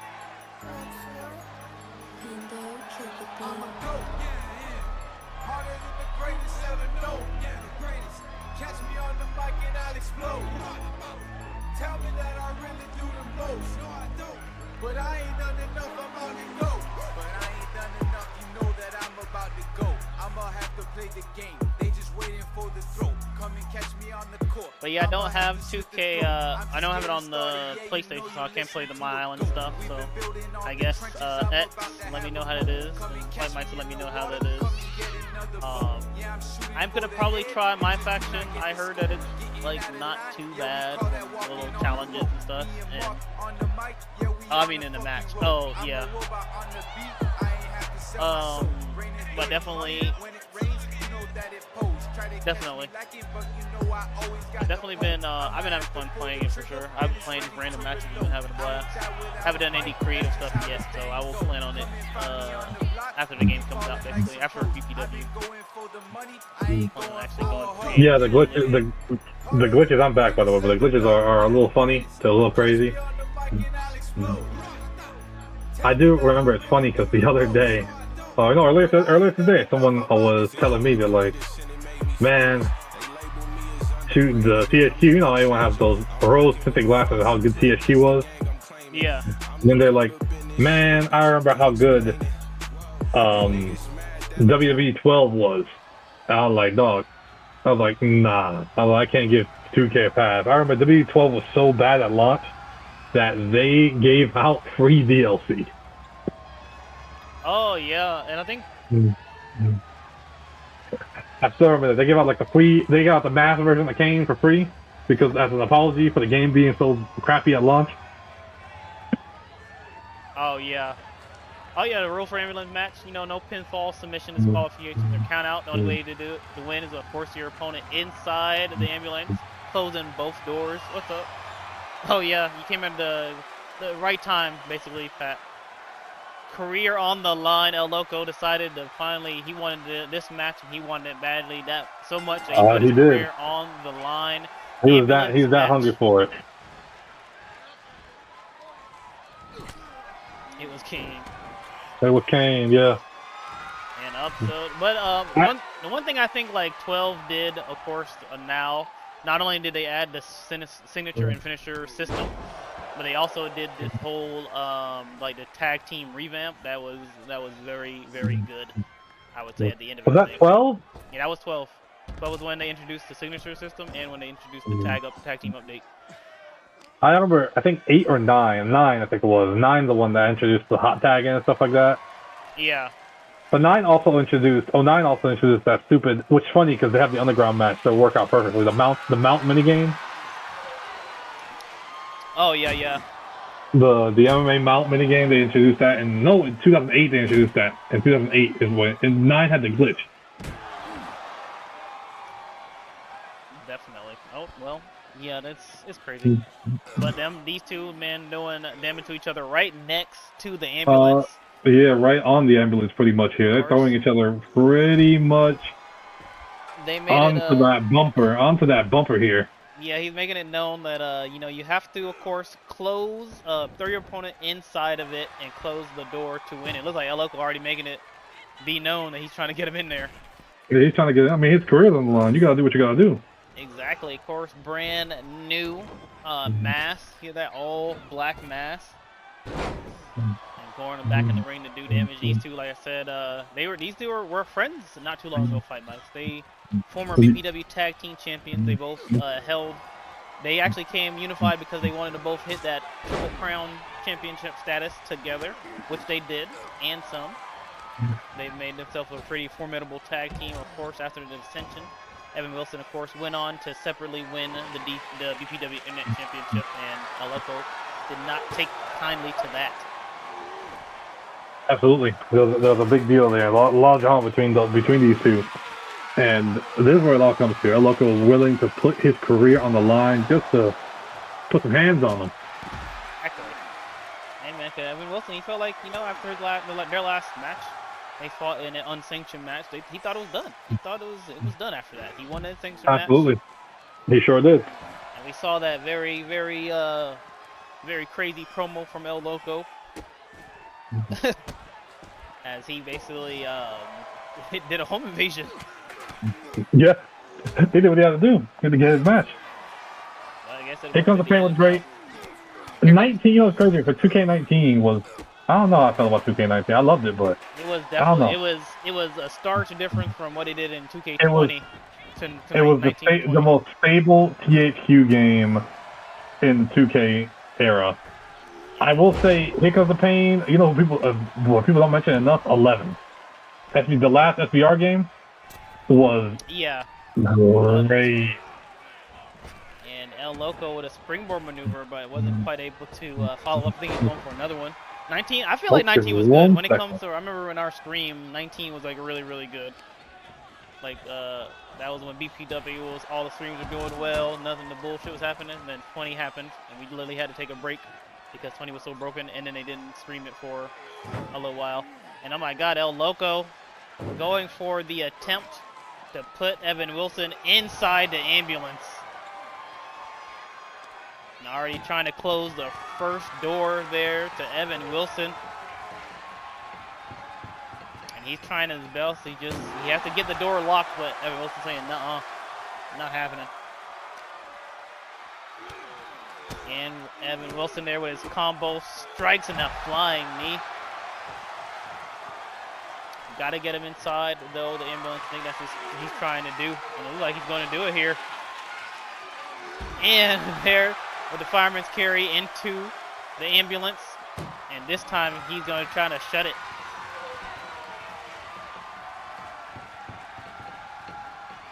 And trying to do it, El Loco saying, nuh-uh.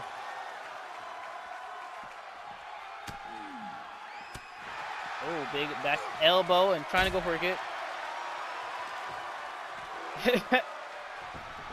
I mean, that's what I was thinking, but then, El Loco shutting the doors, and that's funny.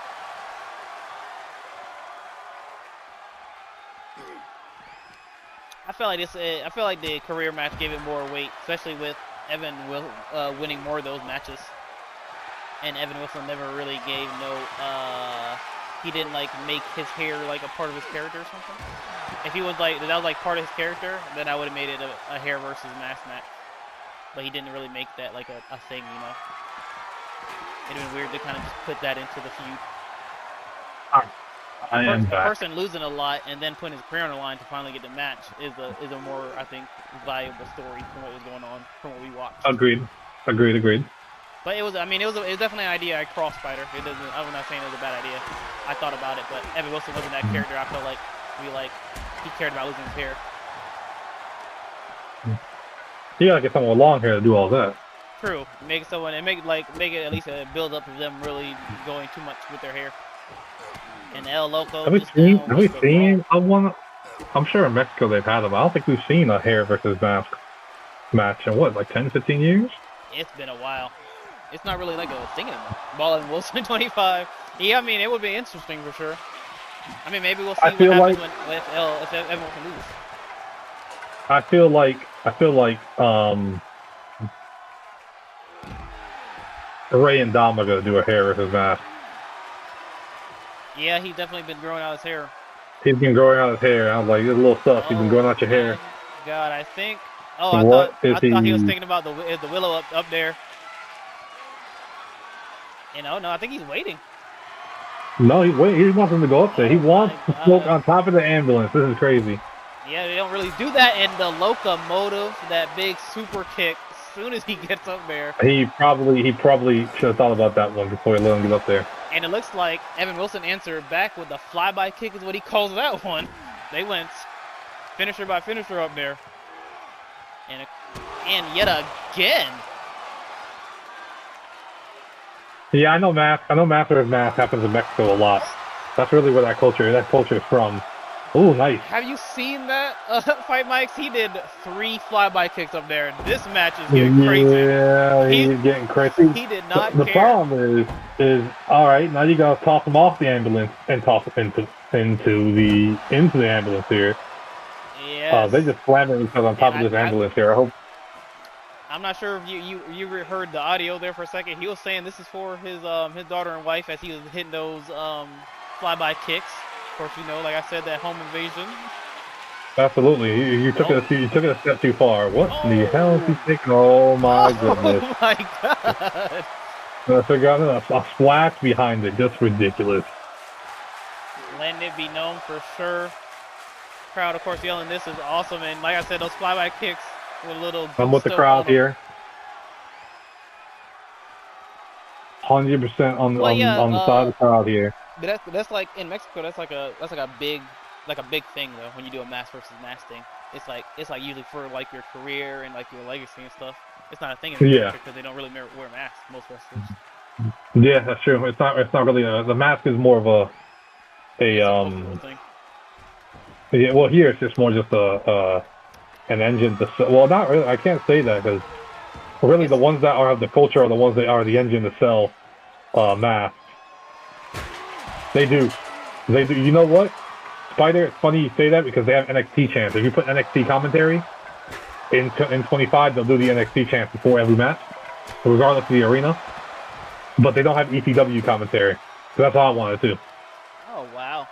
And of course, man, making the weapons known. These two, they literally shut the ambulance doors, and they've just been doing damage to each other. They're not even interested in throwing the other one. They're not even worried about it at all. And like I said, up top, El Loco got hit with 3 flyby kicks. Evan Wilson not even thinking about opening up an ambulance door. Nah, not at all. But these two, of course, we know legendary individuals, both Triple Crown champions. So they've done it all. El Loco, of course, the icon of BPW, main eventing, I believe, the first 3. And they both, oh my God, tried to hit their finishing maneuvers. At the same time, and miss. And they miss. Wow. So they are whipping.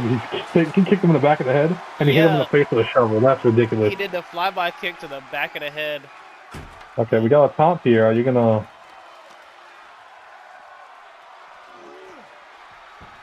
Open the door? I don't think they're worried about that at all. They're not. They're not worried about it at all. Of course, only way to win is to put your opponent inside the ambulance.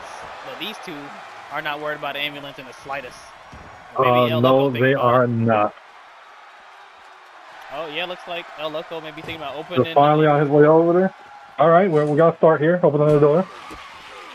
And the flyby kick again. Again here.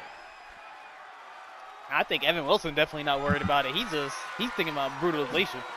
Oh yeah, he's not worried about anything like that. Look at him. El Loco is live out cold right now. And Let's see what's he doing here. What's he doing? Airplane spin. Okay. Airplane spin.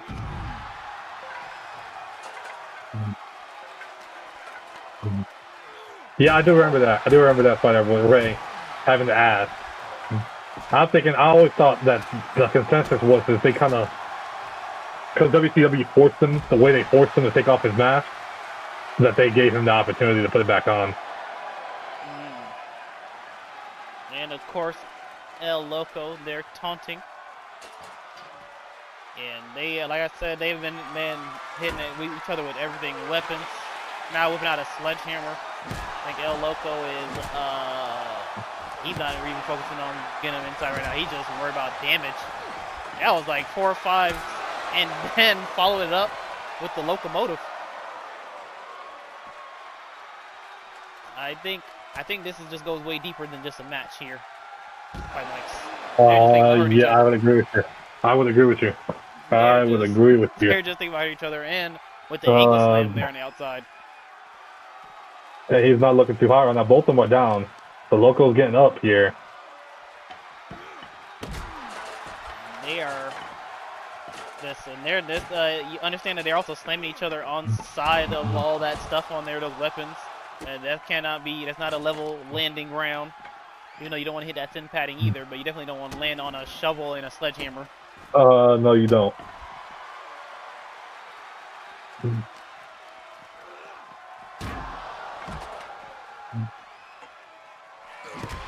Now Loco, now being the brutalizer right now, the match, he's been hitting Evan Wilson with every single weapon he possibly could, and looks like another locomotive super kick. And could he be thinking about the ambulance? Oh, maybe not.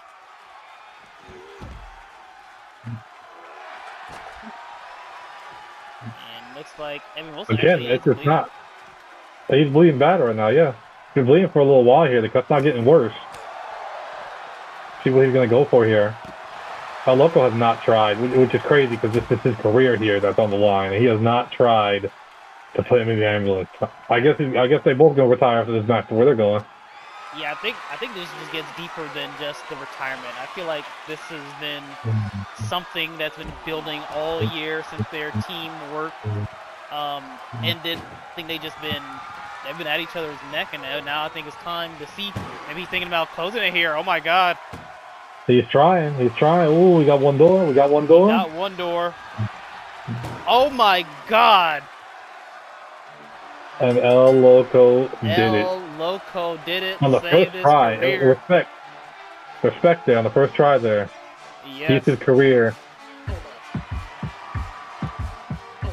El Loco does it. El Loco saves his career, and he shuts the ambulance door, and it's going to drive away with Evan Wilson. I'm not sure when we're going to see Evan Wilson again, but El Loco, brand new look, brand new mask. I guess he's ready. El Loco did what he had to do. Congratulations there. And that was a match right there. They beat the crap out of each other. They sure as hell did. Damn. Yes, Spider, and yeah, X. He stays. He remains. He won. Ambulance match. He remains BPW superstar. He of course retained his not championship, but he retained his spot here in BPW. And I guess it's the reason why we call him the icon here. He remains. And they did not make it easy. You saw, I think just like El Loco, at the time, Evan Wilson kind of got distracted for a second. I think he made anger go against what could have been a match to kind of let El Loco go away forever. And I think it bit in his ass. It did. Absolutely did. So what do you think's next for El Loco there, Fightmikes? You know what? He probably needs to take a little break here and then see what he wants to go into next year here. Definitely. I'm not sure. He probably needs to take a little, but he took some damage. He took some damage for sure, so he's gonna be taking a little break. Hey man, they made that match a finisher, their own finisher frenzy match. I believe between both of them, they hit like 7 finishers on each other. Yeah, they sure did. They were going crazy. And you saw for the longest time they were not playing they were not trying to finish that match. That was just a battle. They were trying to end the other one. Exactly. They tried to make it happen. And now we're going to see our BPW women's invitational winner choose her match. And she chose this match. Making their way to the ring, the team of Melissa Holmes and a 2025 women's invitational winner, Callie Parker, Miss Talika, make their way down to the ring because she's chosen the BPW women's tag team titles as her match, her title match to win that invitational. Was that a Lay Cool animation? Yeah, I think so. I had no idea Lay Cool animation was in here. They try to keep both of them unless like something like reasons happen. You know, I found out that Riot Squad and I've been looking for it for years, and I found out just yesterday that Riot Squad and what was Paige's group with Mandy and Sonya? Absolution, yeah. I found out Riot Squad and Absolution's animations are still in the game. I had no idea that their animations were still in the game. Yeah, they still are. They just rename them when the people leave. They're generic, like 8 and 9. And making their way to the ring, being accompanied by Brianna. They are the BPW Women's Tag Team Champions, Vanessa and Kokoro. You know, they had a great little matchup just a few days ago. Yeah, they did. Now, this time, defending those championships yet again. Defending them again. They're defending them against two other teams last time. Now they're defending them in a one-on-one situation. Oh, yeah, I think this is the moment. Callie Parker, she earned this opportunity. She won the Women's Invitational, and this is what she chose. Yep. She basically giving also Melissa a second chance. Melissa, of course, lost against Amber Mitchell. Now she got a chance to walk away out of GSP as a champion. Exactly. She has an opportunity here. Brianna, of course, supporting her other faction mates. Simple Entertainment, of course, making their presence definitely known this season, returning after a long hiatus from BPW. There we go.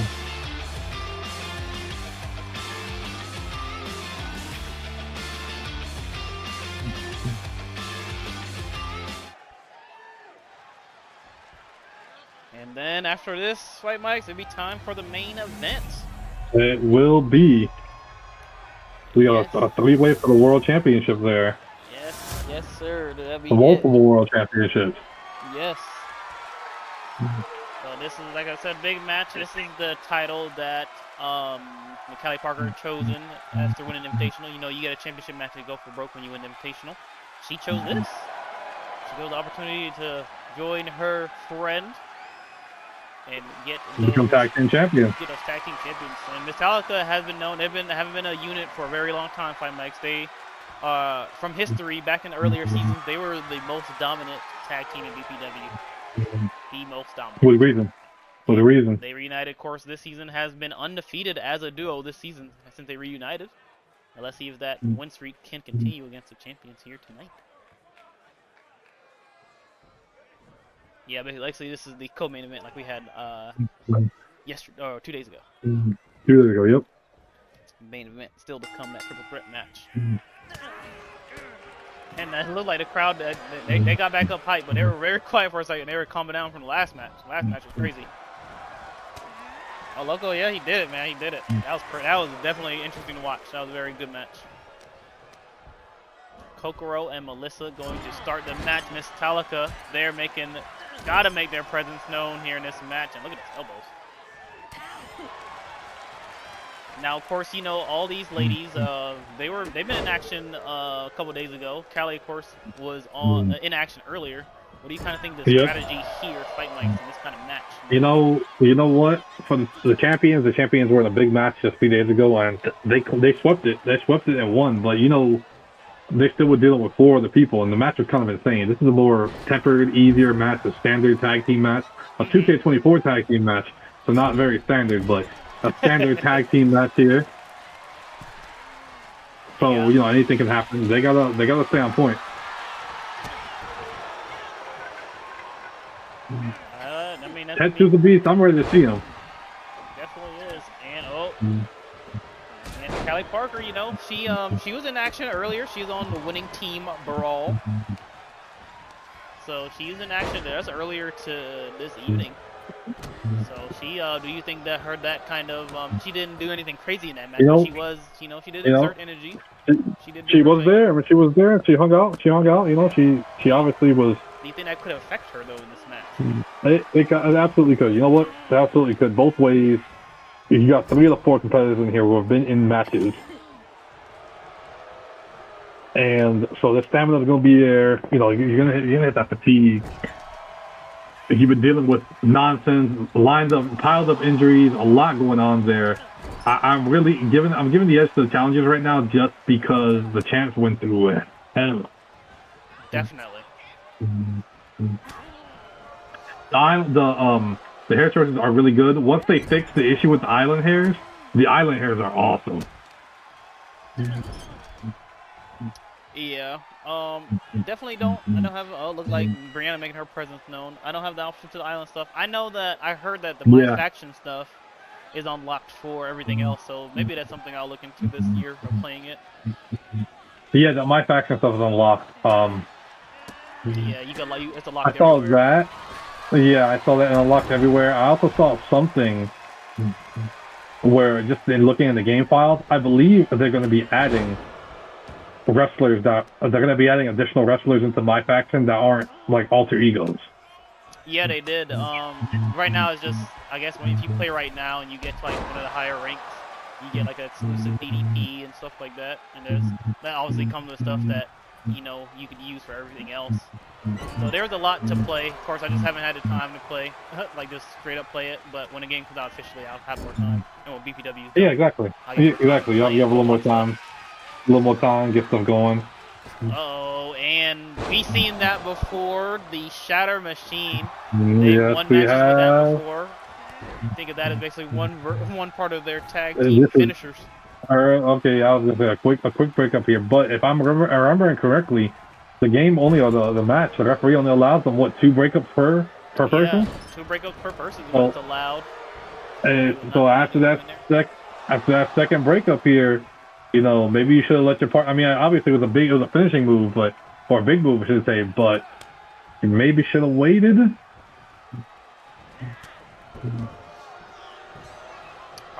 Probably should have took some time on it for sure, but looks like you cannot count out Simple Entertainment. They've held those championships for a good little while, and they've eventually made it be known that they've had those titles for 142 days. You don't just do that by accident. No, you don't. No, you do not. You have to be something skill wise to get that done. And when it comes to reigns, they are the 3rd longest reign we have actively. And if they remain champions here, though, that reign will do nothing but continue until the next season.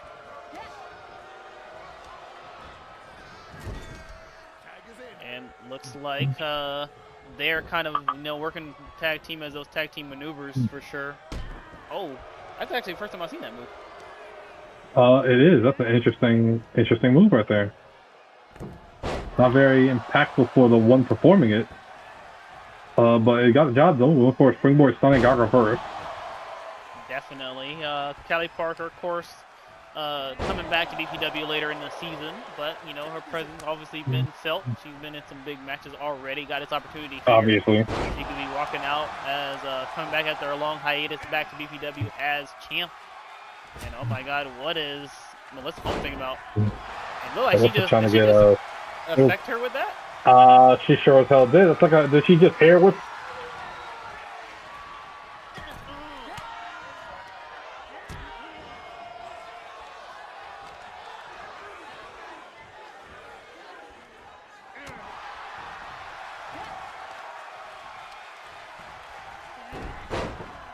There we go. A good dragon screw right there. Melissa Holmes. Everyone's, they're tagging actually quite frequently. They're pretty even when it comes to that. I feel like, what do you feel like will give a team the edge, basically, in this match? Right now, been what? Well, we're probably to the halfway point of this match. You're starting to see some fatigue here. Quick tags. Quick tags is going to be it. Realistically, it has to be quick tags. Yeah, definitely. Can the island stuff doesn't cross over, right? So you can't use like the island stuff like in my creation or anything. You can use it. You just can't upload, which is incorrect because people have been uploading island stuff. So they said you can't upload island stuff. People said they said you can't, but it says but people have been able to download it, and then it'll tell you, hey, you don't own this in the island, so you can't get it. So they said you can't, but you can. Basically, if you get it on the island yourself, then technically you can. They said you're not supposed to be able to, but people are doing it. Sound like if you just and not even doing it, with glitching. That's what I thought it was going to be. Just get an island. If you get an island, you can upload it. Okay, perfect. That's interesting. I mean, yeah, there's definitely be a lot to play. Like I said, if we could definitely figure it out, we could play my GM mode as well. I've been playing with my buddies. I got the My Rise, so I got some stuff I need to unlock in there. I got the showcase, I need stuff to unlock in there. It's gonna be a busy next couple weeks just trying to play the game to unlock a lot of stuff. It seems like. Yeah, it is. I mean, even like we're talking about some of your big ones like Tetsu. Tetsu's entrance is not locked behind showcase. Yeah, I know. I saw that. Yeah, Tetsu entrance is locked. And got him. I think they're gonna out the ring. Yeah, tied up here for a big drop kick. Yes, indeed. Yeah, I gotta take some time. So, like I said, and then I gotta look up in all the big pages and stuff and see. And definitely all the people that's creating. Of course, they take some time because the game isn't officially out yet, so I always give them some Of time course, absolutely. to create, because not everyone gets the super edition of the game. And that big stomp that Melissa Holmes did from the air, forgot to say that that's actually a bit of, she's been doing that lately, just kind of been showing that Alex Avery that she still is her own woman, because that's Alex Avery's finishing maneuver, Air Avery. She's been doing that as of late to kind of show her that she needed to get from under the thumb of Amber Mitchell. Exactly. Trying to show her something.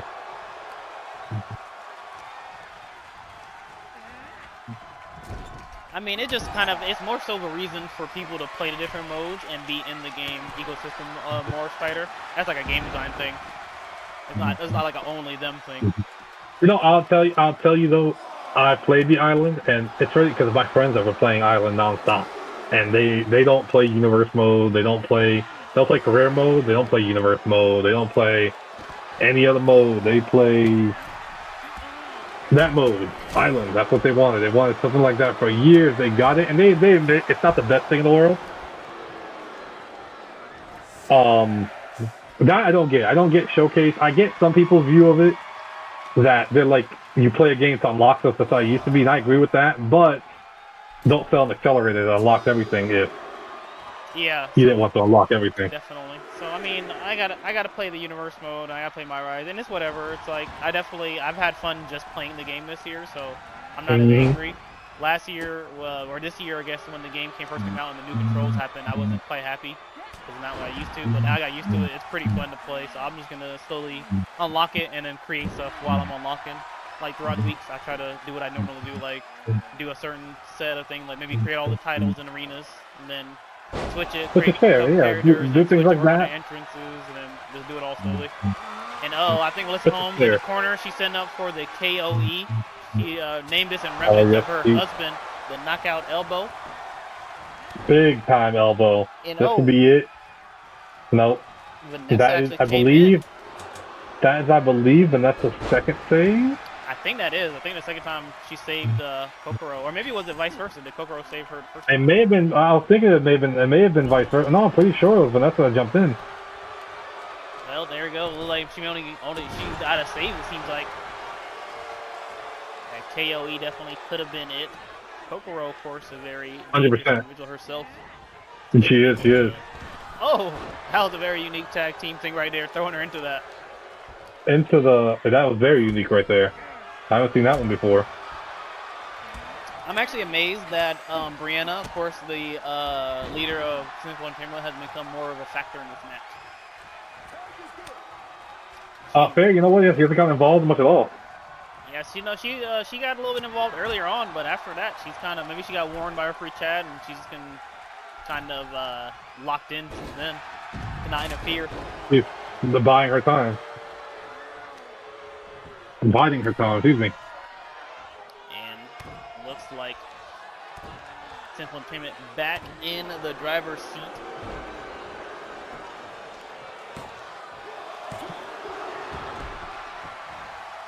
And very, very close here. How that too.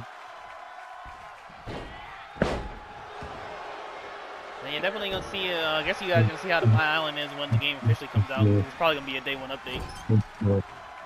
Well, I'm sure it's gonna be a day one update at some point, and I'm sure Island's gonna crash out again because all these people are using it. Yeah, because it's access now. You know, it's a popular mode. Everyone's gonna be trying to play it. Yeah, so I'm not even gonna worry about it. I'm gonna literally probably come home and oh my god!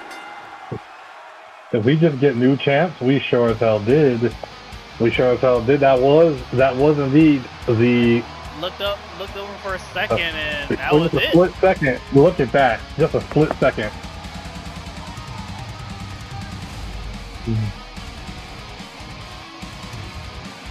Melissa Holmes and Callie Parker, tag team champions yet again. They did it. They sure as hell did. Look at that. Crazy. Throwing up them. That looked good. That's funny. But congratulations, them. Callie Parker. She had that's a banger year. Won the Invitational and won the championship that she was going for. Yeah, exactly. She did what she had to do. So Good match. And now it's time for our main event of the evening. We are here. Fightmikes, it's time. Are you ready for this one? Oh yeah, I'm ready. I'm ready here. Daytee is here. Of course, he is this year's men's Invitational Winner for 2025. He, of course, when he lost the BPW Internet Championship, he was like, why not make history and take back the title that he lost from Tetsushi? Absolutely. Do what he has to do. While he was doing that, trying to bring the title back home to Fightmikes PWC, it seemed like Tetsushi had other plans and decided to unify those Yeah, it championships sure yet does again. seem that way. Exactly, it does seem like that. Let's see what he can do. It's going to be such an interesting situation for Daytee going into the new year. Definitely, he has a lot can happen here. It's A basically lot. this dictate the outcome of both of our shows for sure. Yeah, it does. It does. It's such an important match over here. And making his way to the ring, Tristian Masters.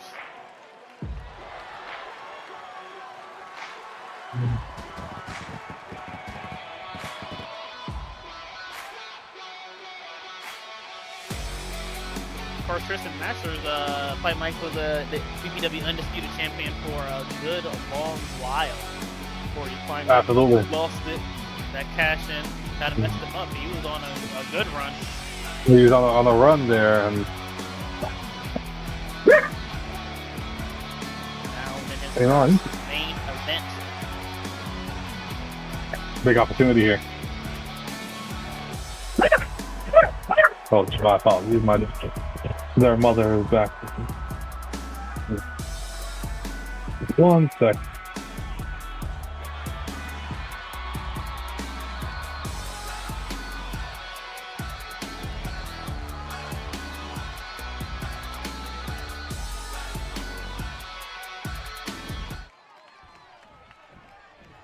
Making his way to the ring, he is a 2025 Invitational Winner, Daytee.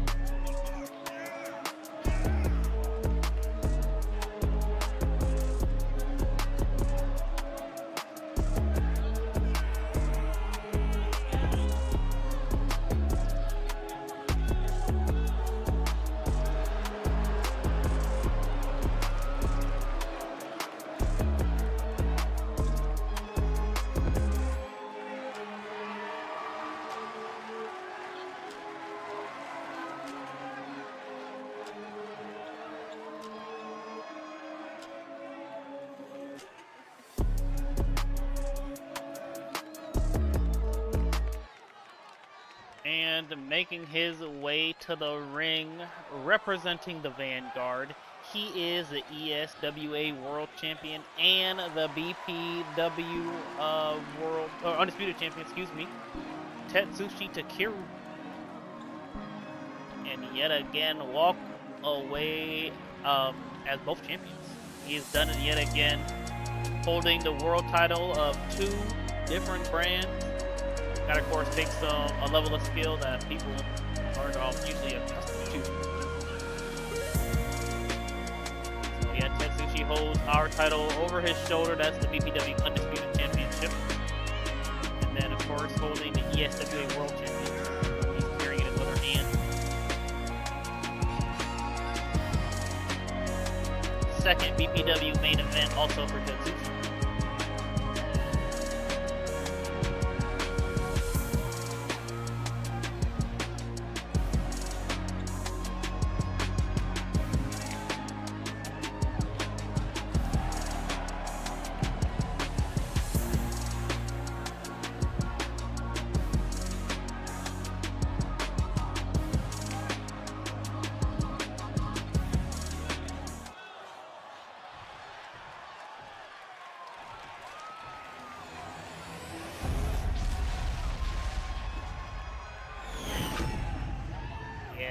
BPW Undisputed Championship, and then, of course, the ESWA World Championship for PWC Paradise Wrestling. Both championships on the line here. I basically simply do it that Tetsushi had two different opponents, and there's only one way to make everything go straight here. Make it line up here, yeah. Let's make it a triple threat. Yes, of course. Tristian Masters had to do a lot to get this spot. He, of course, had to beat his person that took his title briefly, Alexander Anderson, and of course, and beat Daytee to be in this match. So he definitely went through the ringer. Daytee, of course, is the Invitational Winner, earned this spot. If you didn't realize, Fightmikes, Daytee's been having one banger year in BPW, of course. I've seen that. Internet champion as well, had a title for a good little while to finally lose it to Brandon X. Went on to win the Invitational match as well. And then now he's here main eventing, go for broke. So he definitely has become He's made moves big this year. factor in this year, definitely. Absolutely made some big moves this year. Of course, Tetsushi is the head man of not only BPW but also PWC, and it seemed like it's been that way for a good little while. We got his notes here. We got. You know what? His last title match, he whooped ass that last title match. Exactly. He's been the ESWA World Champion for 135 days, BPW Undisputed Champion for 28 days. So he definitely he's been doing this. And he had that short little recess, but realistically, he's been in control of the ESWA World title for longer than that. He had that short little recess where he lost it for a little while there. Yeah, definitely. If you'd minus that, I guess technically week that he lost the title, I think he's going on to like over 200 days as ESWA World Champion.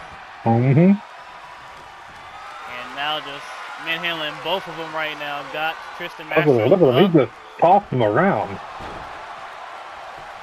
Tetsushi, of course, the left hand of the Vanguard, and has made his presence known. Of course, this last 2 years he's been around.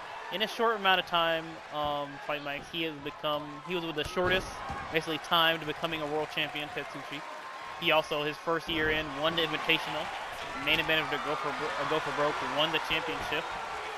He won the golden ticket, cashed it in for another Undisputed Championship reign, and main evented a live wire, which is our next biggest show, basically, of the year. In a short amount of time, he's done everything. Of course, went over to PWC, won the ESWA World Championship. He won our World Championship. He is the fourth man to become the ESWA World Champion. It's just crazy the amount of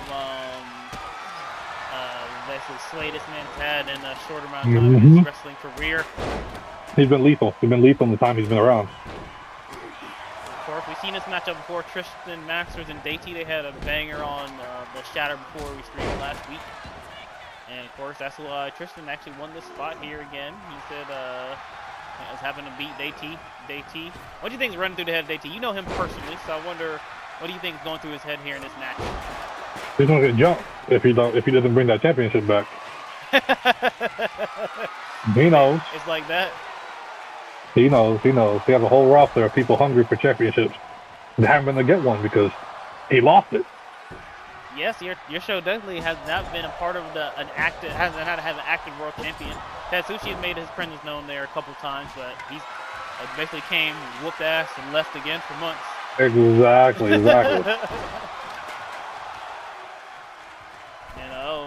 Tristian Masters is trying to go in battle with Tetsushi. Probably not the right move, but Daytee trying to make his move in. Absolutely. And look at that, Tetsushi just tossing him right off. So Daytee, I'm sure he has a lot of other people. Oh my God, the Tristian hook actually is not a move we've seen often here by Tristian Masters. It's not. Daytee gonna save it. He's taking his time getting up. He hasn't done it in a good little while. He took his time. He took his time there. For a triple threat match means there's no disqualifications, and I feel like that's what Tristian Masters is about to take advantage of. They've already been winning kendos. He's been throwing out bats and stuff like that for a little while. He's just letting everything be known, and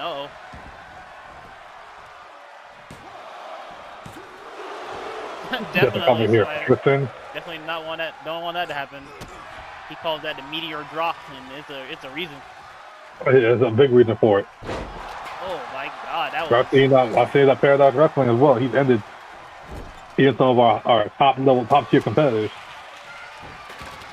Oh my God, is that those double elbows by Oh, what is that? You saw that right there. What did Missed Daytee it. call Got that? the second one though. That is the, I forgot what I called it, or what he called it, but yeah, name for it. It's been a while since he's used it. So he switched up to. Double moonsault, quite vicious right there. I agree. He hasn't used the moonsault in a while. He's changed it up to the blended 2.0 as his finishing move lately. But he still has the moonsault that he pulls out every now and then.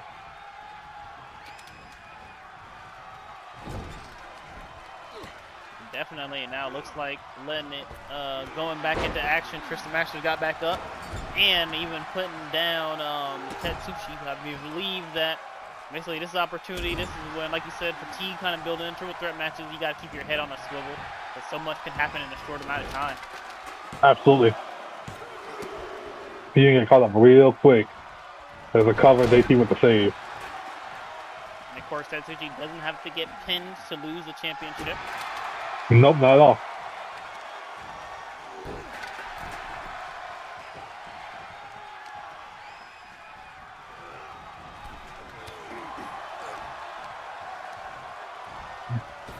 Oh, what a back elbow, and now just making his body be known here. He's just using his body as a weapon. And looks like he had to stop it at bear hug. Daytee saved it. Daytee saved it. Daytee with a big suplex. Daytee, basically, like he said, he's fighting for not only himself here in this spot, but PWC as a whole. And it looks like if he doesn't bring the championship back, he's going to be in a bad way. He absolutely is. Things are going to change here. Tested with a big cover. Didn't get it though. Definitely, and looks like Daytee has an opportunity. I feel like he has to capitalize on this moment, especially while Tetsushi's down. He absolutely does. That would have been something I'll capitalize on. He tried. Oh my God, so many kendo sticks in the ring right now. Is he all over the place? Tristian Masters, like he was kind of egging that one on. Oh my God, did you just see that? Jeez. Oh God. I mean, he asked for it. He got hit in the gut, and then Daytee didn't really ask for a sledgehammer to get lodged in his eye. See that spiral it hit? Tetsushi would have been in the NFL. He threw that thing like a football. I don't know how you even threw it that way. Oh my gosh. But able to get back up, and looks like Daytee and Tristian Masters going back at it. Not the plan, but I feel like competitiveness may have been what's going on right there with those two. My plan would be take care of Tetsushi, then we could battle it out later. That really should be the plan. Oh, there's some power in Daytee right there. I felt like. Yeah. That's what you got out of it, though. No, it's every time Tetsushi reverses, one of the other two is hitting him to take him down. They got to. I feel like that's they absolutely do. You just gotta capitalize. He is the biggest threat. He's the biggest threat in the match.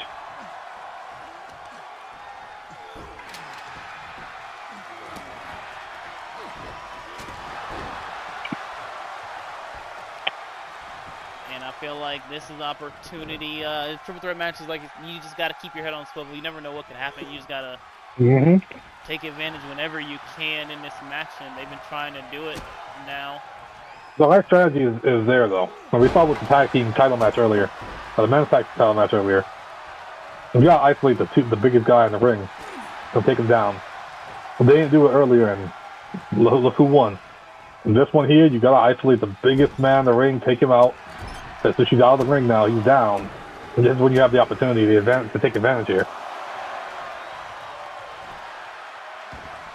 Oh, going for the pin there.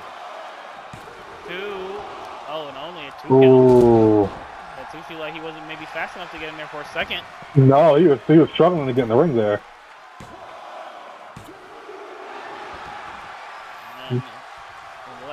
Close. Take out that 2 again. Oh my God. He's about to toss him. Oh, he just sent him. He sent him flying here. And looks like, was that a Like dragon a sleeper he tried to hit right there? sleeper. It is. Tetsushi is. Look at this. This dude's flexible as well. Yeah, all that for nothing, not going on. Submission hold here. We got another submission here. Modified STF. Daytee, Oh is in here no. taunting because Daytee decides to sit and taunt. Oh no, right in the middle of the ring. Tristian Masters wins back. Daytee decides to taunt, and look what happened. Wins back the BPW Undisputed Championship, and now is also the ESWA World Champion. So unify them both.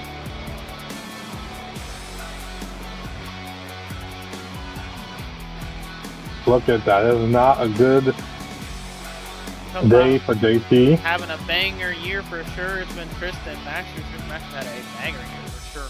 Mm-hmm. He's been having a good year. But that is it. That is Congratulations to him, the champion. Yes, congratulations. Definitely. Clap it up. So big shout out here to Fightmikes for co-commentating with us here at GFB. It's been very, very fun. So we really appreciate it. Thank you. It's been a pleasure having you here for this. It's a pleasure for another year. I think I was close by last year, so it's a pleasure to be back with Loco commentary. I gotta change when his streaming date is, but he does stream Saturdays at generally around 1 p.m. Eastern time. 1 p.m. typically. Yeah, 1 p.m. is typically our time. Yeah, make sure we'll have possibly a show on Saturday. Find out see how many characters I can get brought in, and then we'll go from there. Let's go twitch.tv/Fightmikes, and you guys can leave a follow. Like he said, you can check him out probably 1 p.m. this Saturday. And see this Saturday, yes sir. See what he's getting into. Tonight burned. Oh yeah, the Vanguard did not do well this night. Some of them did. Not this night. This night was not that night. Amber did fine. Amber always wins. This is not how familiar. But for whatever reason. It's been a banger. So thank you, X. You did a amazing job in the arena. The Go for Broke arena for the season 7 was amazing. So thank you very much.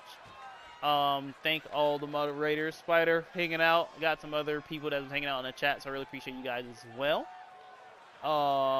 Like yet again, thank Fightmikes. Make sure you guys follow him. Let him know that Eberhard sent you. Make sure you watch the streams and let him know what's up, because he got PWC going and it's a very interesting to watch. We have a new era changing. Obviously now we really got have a new era with our championship being swapped out there. So figure it out. Definitely it's new era for everyone. Of course, we'll be coming back for BPW's next season, season 8, for WWE 2K25. We're gonna take some time off now just to play the game, unlock some stuff, get everything created, get new contracts signed, get everything just back to getting. We usually try to do about 5 to 6 weeks, so we don't miss too much. Basically, we seem to miss basically one pay-per-view cycle typically for us. What we do, pay-per-view cycles typically usually about 5 to 6 weeks. So if we could do that, obviously if you guys join the Discord, you put !Discord in here on the YouTube. It gives you a one-time link, or not YouTube, on the Twitch channel. It gives you a one-time link to the Discord, and you can join it and be up to date there. That's where I notify everyone first, and that's where you'll know what's going on way quicker than anywhere else, because I don't really have any other social media that I really notify creatively on. So just again, thank you to everybody. It's been great. 2K24 been fun. BPW bringing back the dual shows will be fun. Next season we're only going back to 1, and we saw that Brawl won that. So X, I definitely need all the assets for Brawl to remain our primary show, as it's going to come back there for season 8. So thank you guys very much. And if you're watching on YouTube, make sure you leave a like and subscribe. I saw the YouTube numbers have been slowly going up, so I feel like more and more people are just catching on and watching the show. So I really appreciate that. Absolutely. So make sure you guys subscribe, and more episodes are coming when we basically start the show again. We try to do them 1-to-1, basically, so you guys have an opportunity to watch over there on YouTube. So yet again, thank you to Fightmikes. Do you have anything to say, Fightmikes, for the end of the stream? Appreciate the opportunity to come out and talk, hang out. A lot of good matches over the last few days here. been lined up, and I appreciate it as always. Yes. So thank And you on very to much. next year. Obviously, we'll be on different console worlds here. Yes, but we we'll will, figure out a way to make it happen. Sadly, yes, we won't be cross-generational like normal. So make sure you guys, we're gonna close out the night. We're gonna play the theme song of Go for Broke, which is "Believe Me" by Lyrics. So I left the link to in the YouTube. I'll try to leave a link when I post it on YouTube as well. So make sure you guys check him out. Leave a like, follow or subscribe to him. He makes some great music, and he chose a very good theme song for tonight. But I hope you guys have a good night, have a good weekend. Thank you so much. It's been such a great season. Very amazing finale, all good matches, and I can't wait to come back next season to do it all again. So I hope you guys have a good one, and I'm going to play the theme song, and we're going to close out. Everyone, peace. Take care, everyone.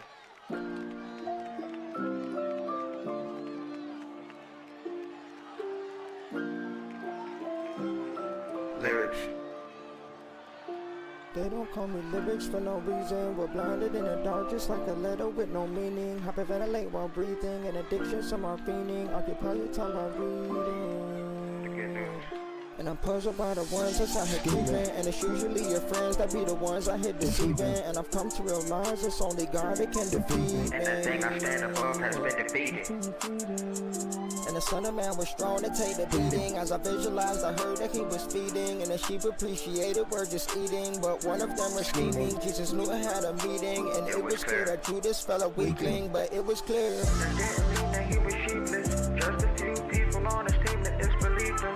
No excuse to turn your back on such a demeanor. A perfect teacher, she always dreaming. Cause I'm a dreamer. And a voice says, some believe he was a prophet, but others said Messiah and divided due to conflict. But why must we be fighting in the terms of something awesome? We lay ourselves in our own coffin. So please excuse my pardon, but I was taught a lesson with a blessing from the Father. And I could comprehend from those who help to those who bother. And I only have one partner. Life is getting harder, the blade is getting sharper, the list is getting longer. I cannot quit because the world is getting darker, and the light is motivation to think smarter. Yeah. Understand that there's a battle for souls, and most will fall to that whom he knows. So you decide to pick the easy way and fall flat on your nose and smell the blood of the man who arose. And some will laugh and give a line. There was a joke that was told, or a riddle that was written in code. But in all actuality, it was the ones that were bold that turned from sour to gold. And soon the power unfolds that could devour any shower or cold. Or bloom a flower reaches hard as it grows, moving up into the towers from home. And eventually that flower gets sold cause it shows. But do you really think that flower's alone? Do you really think it grew on its own? And its own, the soil, the sun, and the wind that was blown. It was created in an image, but it's not a clone. The truth, that's what it's told. Until the day that the trumpets atone. In reality, it carries the load. Some even mad at me, but stuck in a hole. I have a boundary that's tougher than bone. And a tendency to think on my dome. But I manage to understand, I take some things for granted. One example might even be my family inside my life. I'm glancing, but now I see there is no need to panic. I'm one of the little seeds he planted, and it's the word I'm heading. It's up to you to receive it. I just teach it, not a preacher, but I'm preaching, really giving a free tip, cause I see it. But the question is, homie, do you believe?